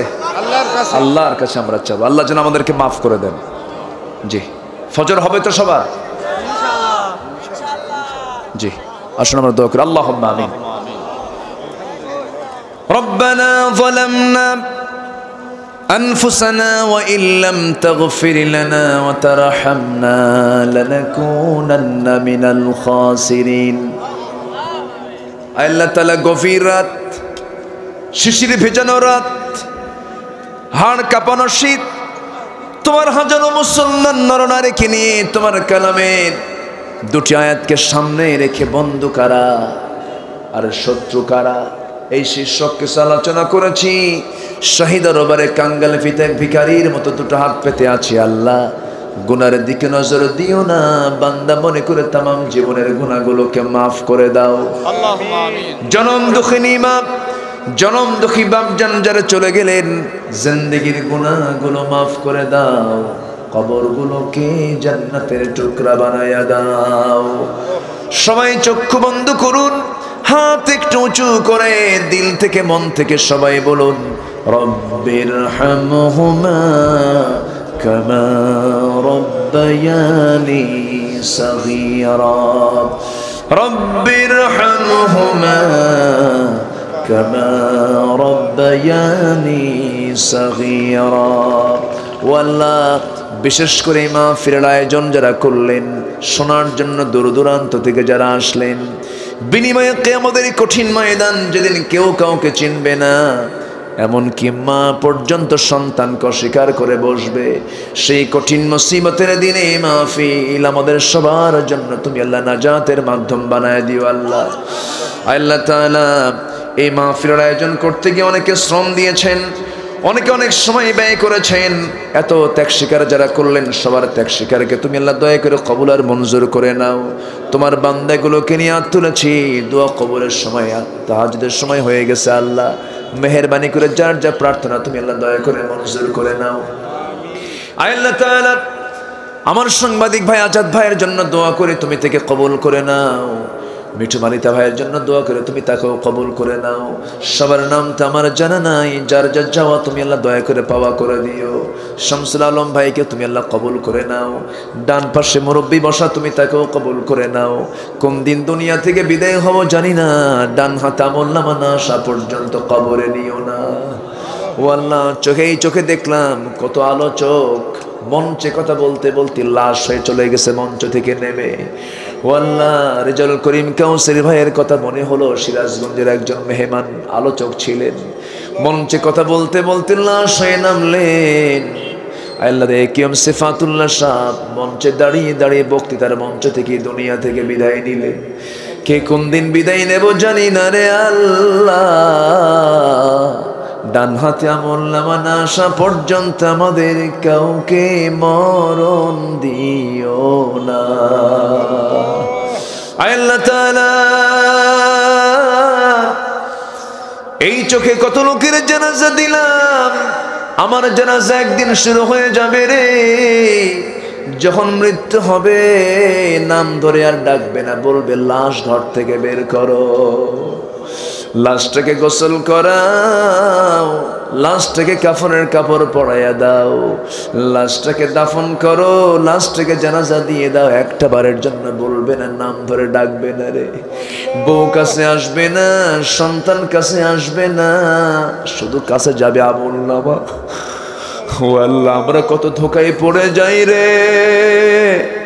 ও আল্লাহ, আমলের পুঁজিটা আমাদের ভারী করে দাও, আমাদের হিসাবটা তুমি আল্লাহ সহজ করে দিও। আল্লাহ, কোন দিন দুনিয়া থেকে বিদায় হব জানি না, আমরা কেউ বলতে পারি না রে আল্লাহ। তোমার কাছে ফরিয়াদ করি, তোমার পছন্দের বান্দার কাতারে নামটা লিখে দিও। তোমার রহমতের চাদর দিয়ে আমাকে তুমি আল্লাহ আমাদেরকে আবৃত করে রেখো। আল্লাহ, তুমি যদি আমাদেরকে মাফ করে দাও, কারো কাছে কৈফিয়ত দেওয়া লাগবে না। আল্লাহ, আমরা তোমার কাছে মাফ চাই, মাফ করে দাও। তোমার কাছে ক্ষমা চাই, তুমি আল্লাহ ক্ষমা করে দাও।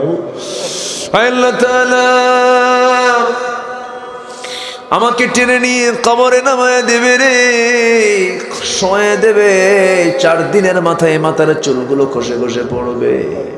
7 দিন পর সমস্ত নাড়ি ভুঁড়িগুলো সব চোখ কান মুখ নাক দিয়ে বের হতে থাকবে রে। আল্লাহ, তোমার কাছে ফরিয়াদ করি, এই চেহারার বড়া, এই দেহের গড় কত বড়াই আমরা করেছি রে আল্লাহ। মারা যাওয়ার 2 মাসের মধ্যেই আমার বডি থেকে সব কিছু বের হয়ে যাবে, শুধুমাত্র হাড় হাড্ডি থাকবে রে আল্লাহ। তোমার কাছে ফরিয়াদ করি, তোমার পছন্দের বান্দার কাতারে আমাদেরকে শামিল করে নিও। মৃত্যুর সময় জবানে জারি করে দিও কারো যে কালিমা তাইয়্যিবা লা ইলাহা ইল্লাল্লাহু মুহাম্মাদুর রাসূলুল্লাহ।